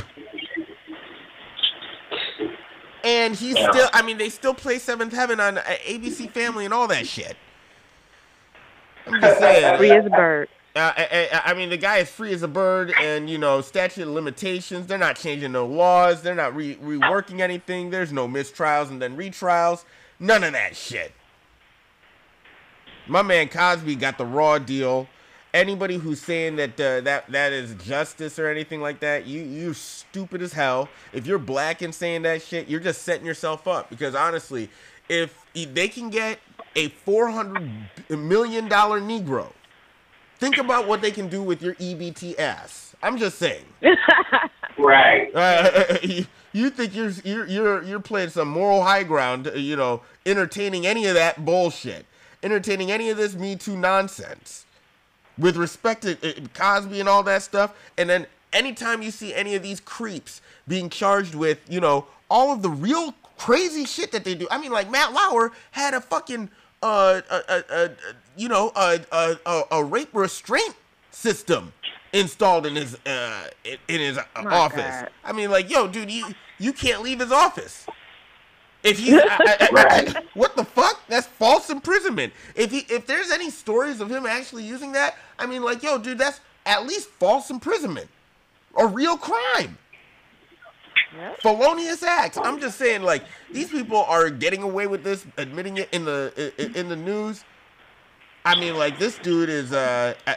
I mean, like, the fact that he wasn't withdrawn the moment the allegation came up. I mean, like, the fact that an allegation like that can come up about you is fucking crazy. Well, as somebody who's going for the Supreme Court, look, if you're just, going for dog catcher, if you're going for mayor, I mean, if you're going for city council, look, you can have some crazy shit in your past. Who gives a fuck? But this is a Supreme Court lifetime appointment.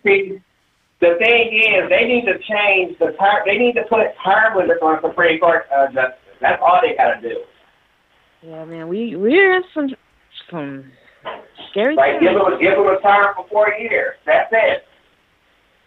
That makes the position a little bit too political.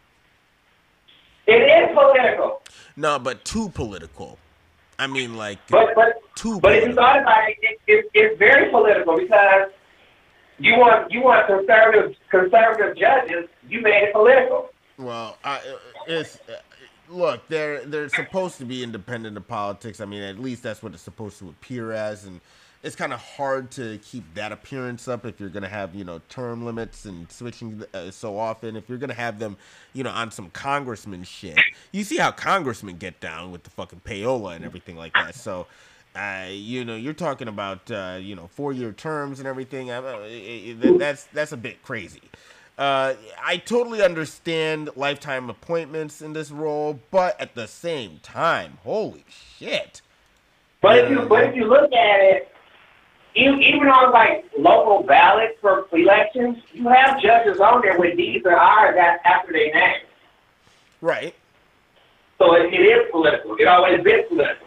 No, we need to maintain the appearance. I'm not saying that it isn't. I'm just saying we need to maintain the appearance, and it's hard to maintain the appearance when, you're having all that transition. It's just, it looks way too corrupt.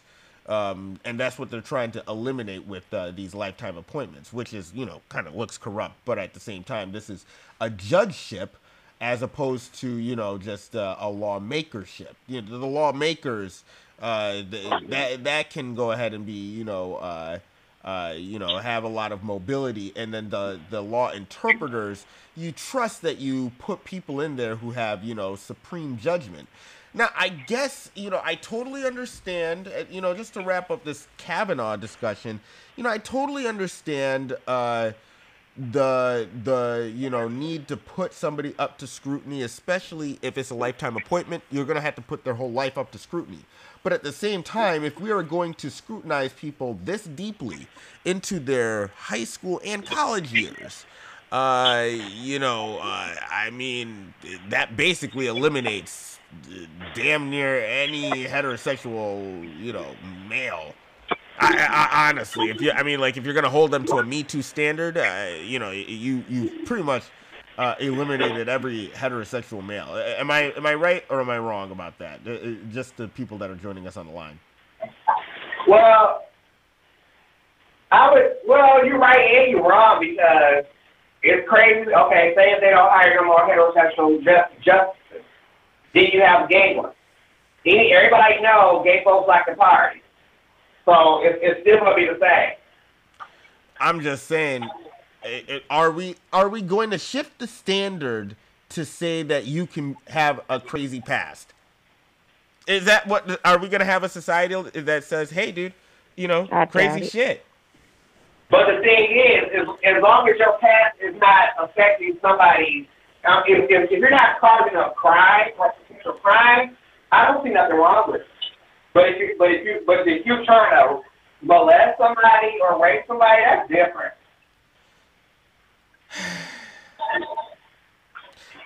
But the Me Too standard says, see, now look, the charges says that, like he was, I think in this particular one, didn't she say that he held his hand over her mouth and everything like that and tried to masturbate or something over her or something? He tried to rape. Wow. Now, that's really graphic. That's and not boys will be boys. Yeah, that's crazy. I mean, like, that's wild. I mean, like, if he really did that shit, I mean, like, right? If he didn't do that shit, fuck. Ooh. Now, if he didn't do it, then she needs to be thrown in jail. Like, I agree. But if he did do that shit, he needs to be. He needs to be disbarred from this. I'm just glad I'm not a man. Yeah, I don't think you should be in a position to be able to pass judgment on people. What kind of life do you have to live to have been a judge, though? I mean, like, do you want somebody who's on some real shit? You know what I mean? I'm not saying that, raping girls is some real shit or attempting raping girls is some real shit, but like, like Beto O'Rourke, for instance, he has a DUI in his past. Do you want a judge that has a DUI in their past? And he's trying to be a senator. That's top level lawmaker. You want somebody who has a DUI, in their past, repping you, but at the same time, do you want somebody who can relate to having a DUI on their plate? You know what I mean? But then again, you don't know what these people got in their past that hasn't been brought to light. So what difference do it make? Right. And that's why I make the stance. I have the stance that, look, all these people are scumbags, and if we dig deep enough into any of your guys' lives, we can find some stuff that doesn't live up to the Me Too standard. We can find something that is just, like, yo, dude, you texted that person kind of hard. Oh, you fucking, dude, you tweaked that person's nipple. You know what I mean? Like, yo, I like, you didn't even have permission to do that. You know what I mean? And then, if you're a guy, have you ever reached out, touched a girl, and she recoiled? You know what I mean? Like, yo, that's immediately, like, I'm sorry, that's an experience that most dudes can relate to. Sad to say. I mean, like, yo, dude, we all want to be matched. I'm trying to look. If they say if you can't beat them, join them. So maybe I should just capitalize off of this. I got 4 kids. I wouldn't have 4 kids if my husband pulled out when I told him to. So yeah, hashtag me too, nigga. I'm sorry. I need all my guap. Yo, so do we have okay? So do guys have a legal obligation to pull out? Are you asking me that question? I mean, like, is no that... means no. I said stop. So go. Yes. No, stop. Stop right there. We gotta stop. We gotta stop right there. Pull out, and then we gotta. Yo, so wait a second. So if we get it, okay. So if pretty soon a girl can come back and say, like, yo, you came in my eyes. Right. Okay. Well, your eyeball she gave a birth. There. Yeah, I told you to come on my stomach. I took. She took photos of her eye, like, red, and then she comes to. You're about to get confirmed for Senate. Or no, that's your ass. Yeah, you're about to get the judge. Your Honor, I have photo evidence. I took a photo of my eye right after he came in it. And I have conjunctivitis now, and it's his fault. I'm sorry. Like, this shit is fucking bananas now. It's like, really? Is this how we're devolving to now? Yo, look at. I'm just sorry. Look at all these women judging him. No, he's getting rejected. Nobody wants to have sex with this guy, and you know what? That's his worst nightmare. Nobody wants to have sex with him. He's just a virgin. He's just a virgin, scared. He's got all the power in the world, but he's got nothing at all. Good God. All because the ladies don't like him. The ladies can't stand it. Look at all these girls just judging the shit out of him. Because they know that's some stuff that he probably did. He's feeling the lasers in the back of his head. To fit in with the guys, Kavanaugh would, he would be the lead dude talking about, she's a 7 out of 10. Oh man, she's a 6. He was the lead scumbag. Just hey, let's rate all these girls. You know what I mean? He did all sorts of rating systems, rubrics. He would lead in all the chants. Oh yeah. And then what I did like was when he said, "I hired all women." I bet you did hire all women. Yo, yes, you did. Because that's what you like. Yep. So you try to make it seem like that you respect women because you hire all women.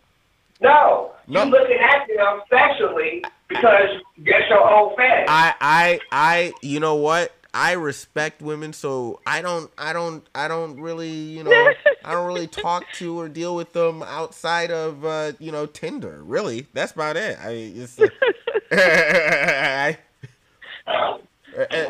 Just professionally, yes. I mean, like, but at the same time, it's just like, hey, very limited, only, in public situations, because you never know. You don't want to be. You don't want to, harm yourself or others, or, you don't want to, I don't know. I mean, like, yo, dude, the only person defending this guy is Donald Trump. That's as a guy, you know you're fucked. You know, it's like that time. It's like that time you tried to take advantage of me. Wait, what are you talking about, Brandon? I mean, Alan. What are you talking? I'm just messing with you. For the record, I'm just messy, so don't start no rumors. No, but here's the crazy thing.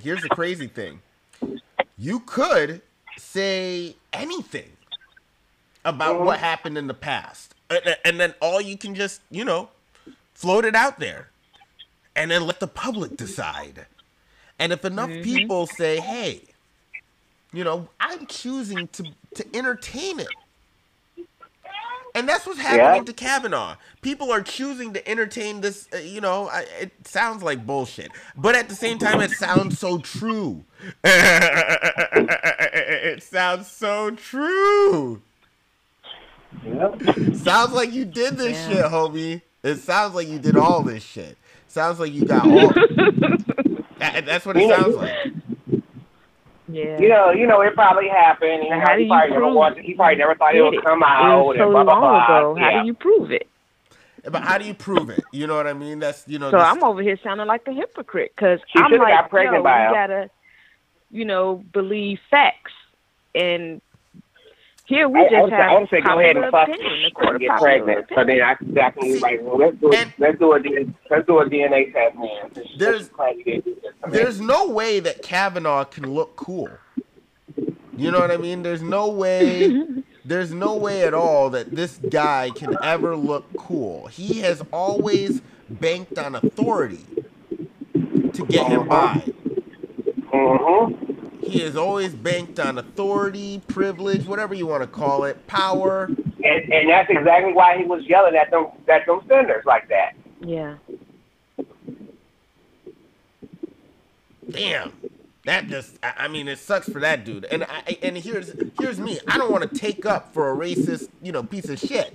And, you know, I don't want to, you know, let a potential rapist, you know, get away with you know, being a rapist and then being a judge. But you want to know what makes it look so bad? If he got nominated by Donald Trump, who said he grabbed women by the pussy. You know, and that's the thing. As a guy, Donald Trump is not the dude you want repping you right now. Exactly. Right now. So my thing is, especially on some sex shit. On some sex my shit. thing is, man, Donald Trump. My thing is, he's not going to withdraw because he already said, I'm not going to withdraw because if he withdraw, in his mind, he's thinking that's him agreeing to what they say happened. No, it's yourself getting your humanity back before you ran to Donald Trump. Whatever Donald Trump touches turns to shit. It looks like. Yep. They're making that very well known. Nobody is going to, because what guy is going to want to be held to the Me Too standard? Neil Gorsuch. Well, that was Donald Trump. Yeah, well, Neil Gorsuch is you know, I suspect that's a homosexual, and that's why, you know, you won't find anything about the dude. You know what I mean? He strikes me as very mousy. And what about Pence, man? Pence look like he gay, like he messed around. Wait, Neil Gorsuch. That was wait a second, sorry. That was the dude that Obama put forward, right? No, Neil Gorsuch is what Donald Trump put forward because Obama wanted to put it for Merrick Garland. Oh, and they blocked Merrick Garland for a whole year. Oh, okay, yeah, okay, sorry. Neil Gorsuch got in though, right? Yeah, he got in. Yeah, okay. So he got one. Wait, which one are you talking about? Right, he's trying to get two because he's trying to make the court very conservative. Yeah, they're gonna have to. I mean, like whoever they put forward, they're going to just be able to pull some girl out on them, and they're gonna keep doing it until the American public says, "I don't give a fuck." You know, and and here's the thing. I realized because I was on a shoot today and we were discussing this on a shoot. I was on a set, and you know, considering what it is that we were about to what it is that we were about to film. I mean, like, these people seemed relatively comfortable with you know, this standard. being the standard. I mean, like, I was shocked to hear, you know, a lot of these guys, you know, saying, hey, blah blah blah blah blah, you know, we don't know, and you know, we gotta believe them. And I was like, what? I said, wait a second, what happened to proof? And I'm just like, I'm thinking to myself, every single one of you guys could have something crazy said about you at any time. I think that's something that a lot of guys don't realize. I think a lot of guys think that they are, even, you know, you're married. Dude, you're married. Your wife could say anything about you. You know, crazy things get said in the marriage bed, in the marriage household. Crazy occurrences happen every day in marriages. Now, all of that crazy shit, she can just be recording you and documenting everything. And you don't even realize, you think just because you're married and you know you did it the right way or whatever, you're not going to be held to this new standard. Nah. Alan, am I wrong? No. Fucking crazy. Now, okay, all right, enough of that. Real quick, just to wrap up the show. All right, yesterday I want to talk about this situation where they have Common, the rapper. They have Common. He tours an LA jail to encourage voter registration. Okay, I'm gonna play this clip real quick. You guys, I guess, be quiet, or I gotta, and then they make these ads. They make it so that you can't even. All right. Okay. Good. Okay. And I see you, you coming through, let's do it. Next you got a metaphor, you be the next one to register. Yeah. On this National Voter Registration Day, Academy Award-winning hip-hop. Wait a second. That was one of the weakest freestyles that I've ever heard in my life. Can you imagine you're sitting in jail and, you hear the commotion? You hear just like, hey, what's that? What's going on? Oh, shit, are they letting someone out? What's up? They got a rapper coming through? Oh, shit. And then it's Common. I wouldn't even call Common a rapper. I would say he's a lyricist. Come on, I like Common. Common is Shot Town. He's not a rapper. I like some of Common's work, like Water for Chocolate. That's great album and everything. Ghetto Heaven, great song. All day. I'm great with that. I like The Last Poets, The Corner. That was a great track. Yeah. But his movies suck. His movie roles suck, and this freestyle was trash. God. I'm just sorry. If you're sitting locked up behind bars and you see, you hear the commotion, a famous dude is visiting you, and then he's coming to tell you to vote. What the fuck? What the fuck? I'm sitting in jail. I need commissary. Yo, I'm in debt to this dude. I owe him. Both these nuts. I owe him 10 Zuzus and 16 Wham Whams. Good God. Anyway, so yeah, Common is towing the DNC line in the jail.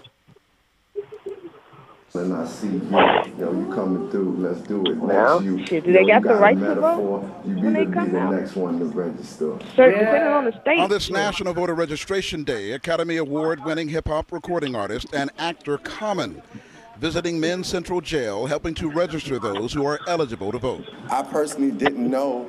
Well, I'm 3 hours ahead of you, so I have to start doing other things. Okay, wait, Alan, if you got to peace out, I will say thank you for joining us, and I'm just going to go ahead and wrap up the program, and again, thank you so much for for having us, for joining us. I really do appreciate your insight into this Me Too shit. It just seems like it's illegal. I think it just seems like it's illegal to be a to be a heterosexual dude out here, and I appreciate one of the gay homies acknowledging that it's kind of crazy out here.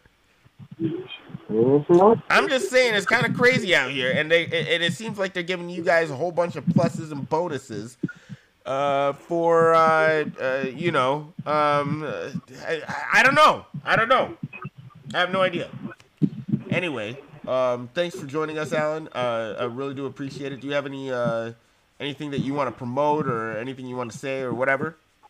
No, not yet, but I do have a channel that I'm starting to start on YouTube, so it will be a lot of craziness going on. So stay tuned. I'll make sure I keep you guys posted when I actually air it, and it will be shortly. All right, and be sure to have me as a guest.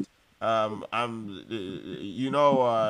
is that? I'm coming with protection, and I'm tested. Woo! No, disgusting. You're hilarious, dude. Thank you for joining us, and talk to you soon, dude. All right. Peace. You hang up because I don't want to. I don't want to. I don't want to go in the thing. What is that? All right, I'm going in the thing. All right, wait a second. Is the conversation over? Is the call hung up? Just a second. I don't want. I'm here. No. You stay here, Mika.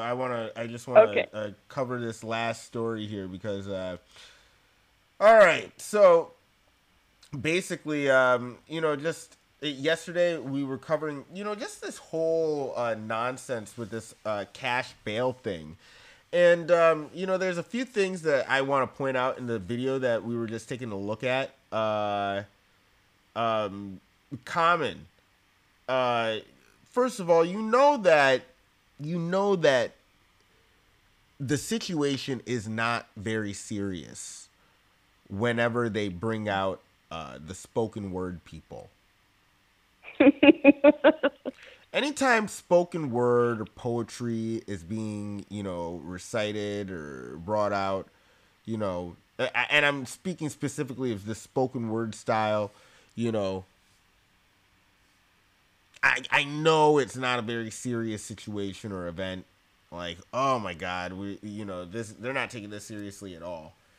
And the nerve of going to jail and, telling people about voting. And it's just like, yo, when was the last time voting got people out of jail?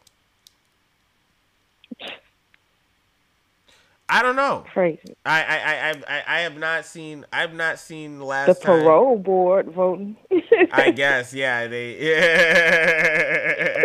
yeah, their votes count. Yeah, you know what? You're right. Good gosh, holy shit! I mean, like, yo, dude, this is some DNC nonsense. But anyway, yeah. So Common is going to the jails. And I'm gonna play this all the way through. So okay. Yeah. And I see you coming through. Let's do it. Next, you got a metaphor. You be the next one to register. Yeah. On this National Voter Registration Day, Academy Award-winning hip-hop recording artist and actor Common visiting Men's Central Jail, helping to register those who are eligible to vote. I personally didn't know that people who were in jail had the opportunity to vote. So when I was educated on that, I thought it was significant and very important for me to be here and also be a part of letting people who are part of the justice system know they have a voice and have an opportunity to vote and speak out and be heard and be recognized as human beings. Today's event all part of the ACLU teaming with community partners in an Unlock the Vote project, bringing voter registration to people locked up in the nation's largest county jail system, provided they did not have a felony arrest record. In a system that incarcerates more than 17,000 people, by latest stats, more than 63% of them are eligible to vote.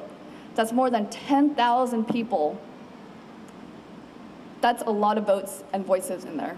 Think about it. Check it out. Man, let's vote. All right, stay up, man. So, wait just a second here. So, yeah, basically... Oh, my gosh.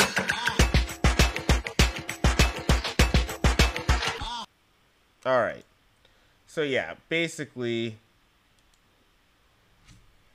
Oh, my gosh. So, yeah, basically, the Democrats are looking to jails now to scrounge up some votes. No discussion of how they're going to help people in jails. Did you hear any discussion about how they were going to help people in jail at all? Not at all. Yeah, you know, like... They're like, you know where we can get a lot of votes? Jail. There's about, 2 million black people in jail right now. Hey, make sure you got voting machines in these jails, goddammit. That's hey, don't worry about these insane conditions. Don't worry about the bad food. Don't worry about the tuberculosis outbreaks. No. Rape. Oh, and the rape. Don't worry about the rape. Hey. Hashtag me too. No white women were harmed in the production of this travesty of justice. So, hey, you know. Step right over that. Yeah, exactly. Make sure we got the fucking voting registration going on. Bring Common to the jails. Did you hear that weak-ass freestyle that Common spat? You know he didn't get no fucks about that freestyle. He was just like, he acted like there was no cameras on him. He just said, Scooby-Dooby-Doo. I was really surprised about that shit. That to me is shocking. He has supreme confidence in himself right there, off the dome. I'm just gonna spit it. And he acapella. He just spat an acapella. I didn't even know he was trying to spit a verse. You know what? I should have. You know, it would have been nicer if he would have just said, "Hey, go ahead and register to vote." You know, and he just said, "I'm Common. Go and register to vote. Hey, remember me from Street Kings? I was in Street Kings. Hey, yeah, I was sweet. Yeah, go ahead and vote. I'm Common. Yep. You like Kanye West, right? Like, they don't even do this to John Legend. He running around being the Democrat hoe, you know, spreading their agenda and everything. But like, you don't hear him going like, oh, like, you know, like, come on and vote. Yeah. Like, they got my man Common spitting freestyles off the dome, like, don't drop the soul. Oh. Don't forget to vote. Oh. Yeah. You don't hear none of that. No, he's keeping his dignity intact. No, they got what's that? Mary J. Blige. You see that? Is it a gun? Oh God. Is it a knife? Oh my gosh. Is it a wallet? Oh my! I was so mad at her for that, man. I was so mad. Oh my God. So yeah,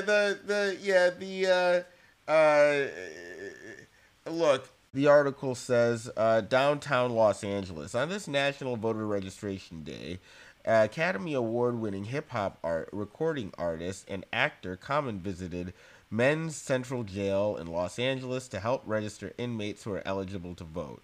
The tour of the nation's largest jail system was part of a partnership with the ACLU called Unlock the Vote, designed to let inmates know about their voting rights. Unlock the vote. Good God. That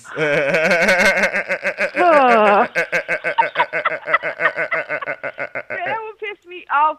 Yo, you try to get out of jail and all they talk about Unlike is voting. me, Nick. Unlike me, yeah, exactly. Let's see. Unlock the vote, designed to let inmates know about their voting rights. I personally didn't know that people in jail have the opportunity to vote. Common said, so when I was educated on that, I thought it was significant and very important for me to be here and also be part of letting people know that they are who are part of the justice system, that they have a voice and they have an opportunity to vote and speak out and be recognized as human beings. Yeah, never mind the fact that your guard is allowed to rape you. Never mind the fact that yeah, dude, you are subject to being killed or just being put into segregated housing units at any time. Never mind all that. You can't vote. and be sure to vote Democrat. Right. That's all I hear. Democrat, Democrat, Democrat. Oh, Democrats. Yeah, none of this is about. This is actually a genius strategy because think about where they send some of these black boys to. They send them way in who the fuckville, and where it's not a lot of Democrats at. You know what I'm saying? So now we got some Democrats. They just in a jail. Yeah, they might be in like Wichita County or some bullshit, but you know what I'm saying? Like we could pick up. They trying to flip the map blue. This is actually a smart strategy for them. I don't know how well it's gonna work because I don't think a person in jail is just that pressed to vote, like to exercise their right to vote. But okay. I mean, it is. Hey man, it works. Gotta give them an A for effort. I mean, like whatever goes. Look, as long as we can appeal to these people and not do a damn thing for them, that is the Democrat strategy. We need to appeal to you, so we are going to bring in rappers, dude. By the way, if you're in prison, do you really want to hear fucking from Common? Like for real? Like at least bring like Chic Luch. You know what I mean? You can bring in, Jada Kiss, these are all rappers that, people in lockdown kind of want to hear. I mean, like, when Bobby Shmurda comes out, if I'm a Democrat, I'm waiting for 2020 for Bobby Shmurda to come out. And he's definitely going to be on the campaign for sure. I mean, like, he's going to be on my Rock the Vote campaign. Meek Mill, dog, you need to get Meek Mill. You need to. Oh man, Meek Mill is gonna come through to your jail, and he's gonna be like, dog, I think you should vote. You see his mind blown. Nowadays, every time you see Meek Mill, he look like his mind is blown. Like, oh damn. Yeah. They really fucked him up with the jail shit. Like, woof. I'm sorry, I don't mean to laugh at a man that, is going through it, but good God, they really fucked him up behind this jail shit. Like, wow. Yeah. Like, so, yeah. So, the article continues. There are more than 17,000 people incarcerated in the LA County jail system, and more than 63% of them, at least 10,000 people, are eligible to vote, according to the ACLU. The organization has a flyer spelling out who is eligible to vote and who is not while in jail. Who has the right to vote in the LA County jail? Yeah, nothing about issues affecting inmates, nothing about issues affecting defendants, nothing. So they seeing things with the real rosy, rose-colored glasses, like you see a tragedy of the American justice system. You see the new slave trade. We see an opportunity. We see an opportunity for you to enact your few remaining rights. It's just like, it's ridiculous. I honestly think that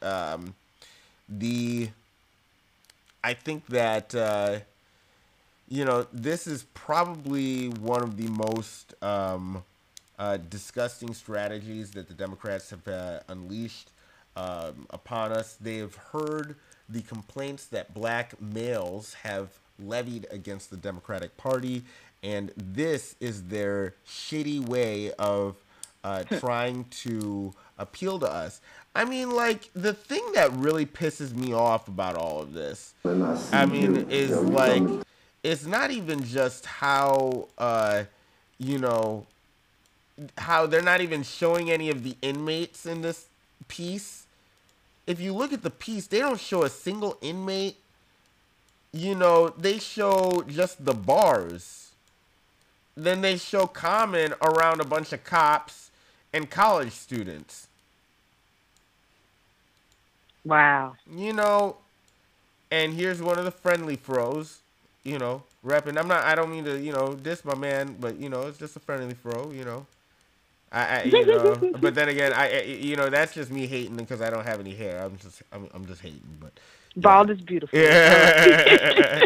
But yeah, man, it's fucked up. Look, we see Common walking through, and then we see a whole bunch of people who aren't being affected by this, you know, travesty. You know, smiling and taking all sorts of credit. I'm sorry, this woman doesn't look like she gives a fuck about anybody who sits in jail. Oh man, and they just standing there like taking pictures like they're some fucking zoo animals. Yeah, dog. You know what? Whenever they visit the zoo, at least they take a picture of the gorillas in the back. You can see the pictures of the gorillas in the back, and they're in the photos. In these, no, they didn't even. No, those could have been even empty cells. That's why he was just spitting that weak ass verse. There's nobody in there. There's nobody in there to tell him that was weak as fuck. Common, that verse was embarrassing, bro. Damn. Embarrassing. I'm so sorry. I'm so sorry for whoever had to listen to that. And then did you hear the ACLU shitheads in the back saying, "Yeah."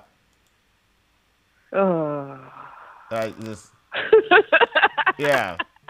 Wait a second. I got another call real quick. All right. Mika, I'm gonna this will put you on hold. So just a second here. That's fine. Hello, who's joining us? This is Chris calling from the D.C. area. Hey, Chris, what's going on? Not much. Hey, just seeing you was live. I just wanted to get your opinion on call options tomorrow for the Tesla stock. Yo, I saw that. Okay, so it's down in after hours trading. It was like down like 10%. I mean, it's tanking. You see that? I saw it. It's at like it was at 260 when I saw it. It dropped about $40 after market. Oh my gosh. So I mean, like, here's what I think. I think it's gonna recover. I would buy some short-term calls in Tesla stock. I think it's gonna recover. I think it's gonna recover too. See, at least it sounds like a bet that I would make. It sounds like a bet that I'm gonna make tomorrow morning. Because I saw that. So what happened? What I've been busy. What happened with Tesla? He's getting sued. I believe it's by I want to say the SEC or the SEUC. They brought a lawsuit against him. Let me see what's going on with Tesla right now. I mean, with Elon Musk. Let's see. Tesla today. Tesla stock plummets after SEC sues Elon Musk. Ooh, girl. Sorry about that. Alan's residue is rubbed off on me. Let's see. Let's see. Musk's fateful August 7th tweet continues to haunt Tesla and its shareholders. Shareholders of electric car maker Tesla were slammed during after-hours trading Thursday when news broke that the SEC filed a complaint against CEO Elon Musk, stating that he made, quote, a series of false and misleading statements, end quote, on Twitter last month about the possibility of taking the company private. As of 6:03 p.m. Eastern Daylight Time, Tesla stock was down 13.3%. Fuck! In after-hours trading on Thursday, SEC complaints point out that a number of concerns about Musk's communication surrounding the possibility of taking the company private, all of which began on August 7th tweet in which the CEO stated he was, quote, considering taking Tesla private at 420, end quote, noting that funding had been, quote, secured, end quote. Let's see. Here's a closer look at the SEC complaint. In addition to having a problem with Musk's initial tweet stating that the funding has been, quote, secured, end quote, the SEC listed the following statements from Musk on Twitter as, quote, materially false and misleading, end quote. Let's see. Musk noted that if the transaction closed, shareholders would be able to, quote, sell at 420 or hold shares and go private, end quote. Musk said, quote, investor support is confirmed. Only reason why this is not certain is that it is contingent on a shareholder vote, end quote. Regarding these statements from Musk, the SEC said, quote, Musk knew or was reckless in not knowing that each of these statements was false and or misleading because he did not have an adequate basis in fact for his assertions, end quote. As the SEC notes in its complaint, Musk's comments had a significant impact on the stock price as shares surged over 6% between the time of the tweet and the end of trading that day. In total, shares closed trading up 11%, but some of that gain happened before the tweet. The SEC is seeking some steep penalties from court, including, quote, orders of disagreement along with the prejudgment interest, civil penalties, and an officer and director bar against Musk, and further relief as the court may deem appropriate, end quote. Yes, you heard right. The SEC is recording that Musk be barred from serving as an officer or director from any publicly traded company. Holy shit! Wow. I mean, like, yo, dude, and this sounds like this could be an inside job. This sounds like this could be Tesla shareholders simply, playing self-defense here. Let's go ahead and finish this off. Okay, troubling times. Tesla stock was already dealt a blow leading up to the SEC's official complaint this week. Shares have tumbled since August 7th tweet, as the media reported that the SEC was investigating the situation and Tesla and the Department of Justice made voluntary requests for documents surrounding the potential go-private transaction. In addition, scrutiny surrounding Musk's statements about the possibility of taking the company private likely increased when the CEO ultimately decided the company should remain public. In total, Tesla stock has fallen about 28% since Musk's August 7th tweet. While investors should keep an eye on developments surrounding the SEC complaint, one thing is clear. Musk has some very good reasons to tone it down on Twitter. Holy shit! Holy shit! Wait, just a second here. Just a second. Don't leave real quick. I just need to get some lights real quick. Just a second. All right.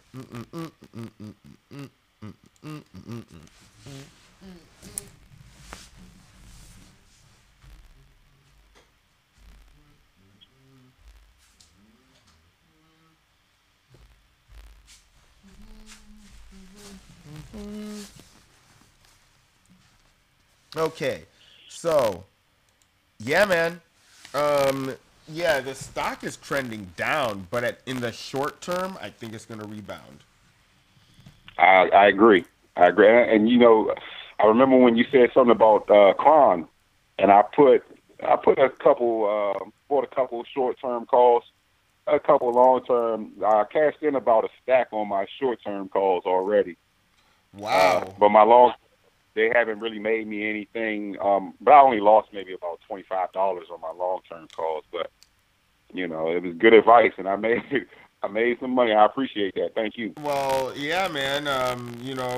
Be sure to kick some my way in the form of super chats. But yeah, man. No, dude, much appreciated. Anytime you get wins and everything like that, feel free to let me know. And anytime you take a L, don't bother us with that shit. Don't bother nobody with the L's. You don't hear me talking no, not a damn thing about my L's. No. That's not how you play the game. You only talk about your W's. So yeah, man. I really do appreciate that you were able to capitalize on some of the information that you got from me. That's some of the nicest shit that anybody can say. I really do appreciate it. Well, I listen to the cows a lot, and I listen to your commentaries a lot, and I really appreciate your commentaries on the cows. Oh man, I've been listening since about 2012. So when I seen you were doing your own live show, I was like, oh yeah, I got to tune into this. I got to tune into this. Thank you so much. I really do appreciate the support, and I really do appreciate the kind words. And dude, the cows. I mean, respect to the cows. After I get off this broadcast, I'm definitely going to chime in on a little bit of the workplace racism program that's going on tonight. So definitely, I'm going to hopefully catch the tail end of that. But yeah, I really do appreciate it. And do you have any thoughts on any of the other topics that we covered this evening? I just got in the house, so I just tuned into your show when I saw it was live. But I'm gonna go ahead and hang up and go ahead and continue to listen to see what's going on. No doubt. On topics. No doubt. Again, let the listeners know who you are real quick.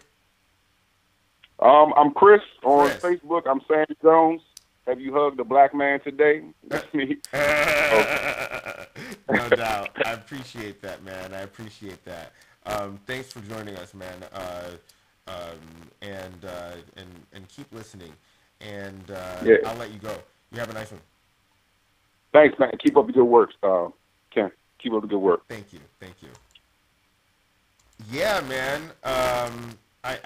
Again, if you want to call in, I'll spend extra time. I was planning on getting off of here at the 2-hour mark, but if you want to call in or anything like that, 323-306-2895.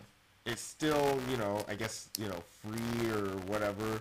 Once I get popping over here and everything like that, I'm definitely gonna make it like you gotta pay. Yeah, you gotta pay to get on. Wait, just a second here.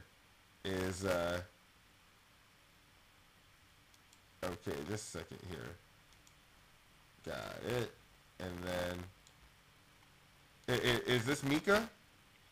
Yeah, I'm still. Oh wow, you're still here. Thank you so much for sticking with us. That's great.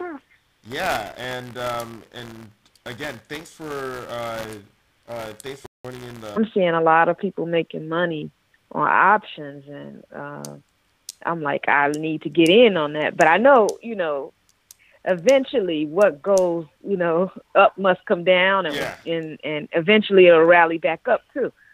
So. Yeah. I just at the end of the day, I don't think they're gonna completely trash the company. And at the top of that, I've always contended that Elon Musk is a scam artist. I think that he's full of shit.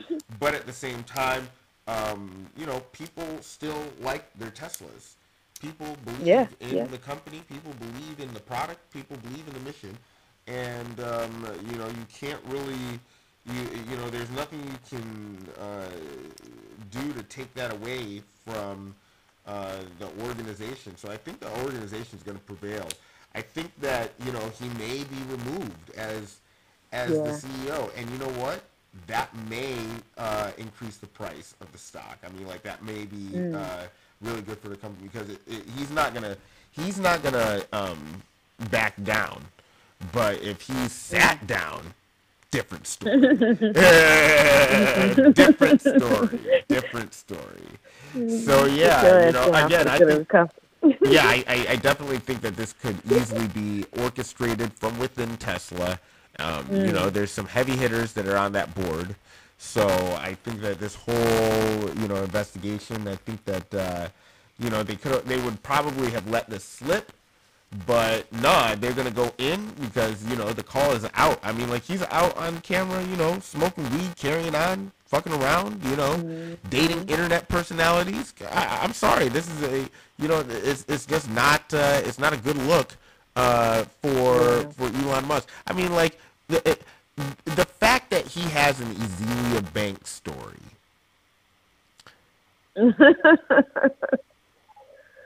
is you have a Azalea Banks story. That's not a good look, homie. I'm just saying. I'm sorry. That's just not a good look. He's got to see the effect that it's having. Even though it's like, come on, I'm sure, outside of the boardroom, he lets his hair down. He lives a regular life like everybody else, But if you see the effect that it's having on the company, maybe you want to tone that shit down. I just think that he's not long for that position. I think that he's going to remain, I don't think he's going to be, a de-billionaired, but I don't think that he's long for that position that he's in. But yeah, I guess, you know what? We've talked enough. I've talked enough. And I really do appreciate you joining us for the discussion. The Kavanaugh situation, hilarious. I'm sorry. What a loser. What a loser. It sucks to be him. And, we were going to cover the lady who, pretty much got away with dealing all those opiates. But, again, man, we had to cover the white ladies who are, turning their words into enough evidence to send men to prison, for life sentences and to ruin entire political careers. So we covered that instead. I'm going to go ahead and end the broadcast. Mika, do you have anything else to say before we go? No, man, I just enjoyed the show. I always do. And keep up the good work. Thank you so much, Mika. Thanks for calling in. And your Kermit the Frog laugh. No, wait. Hilarious. What is that? No, Waka Waka Waka. Oh, jeez.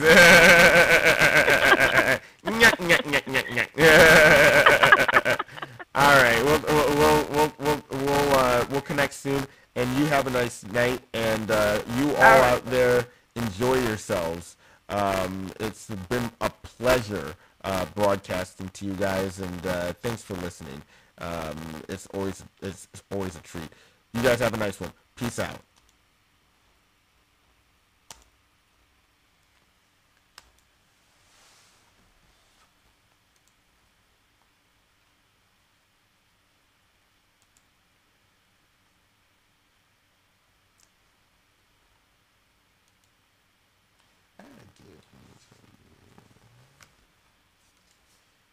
That's really interesting.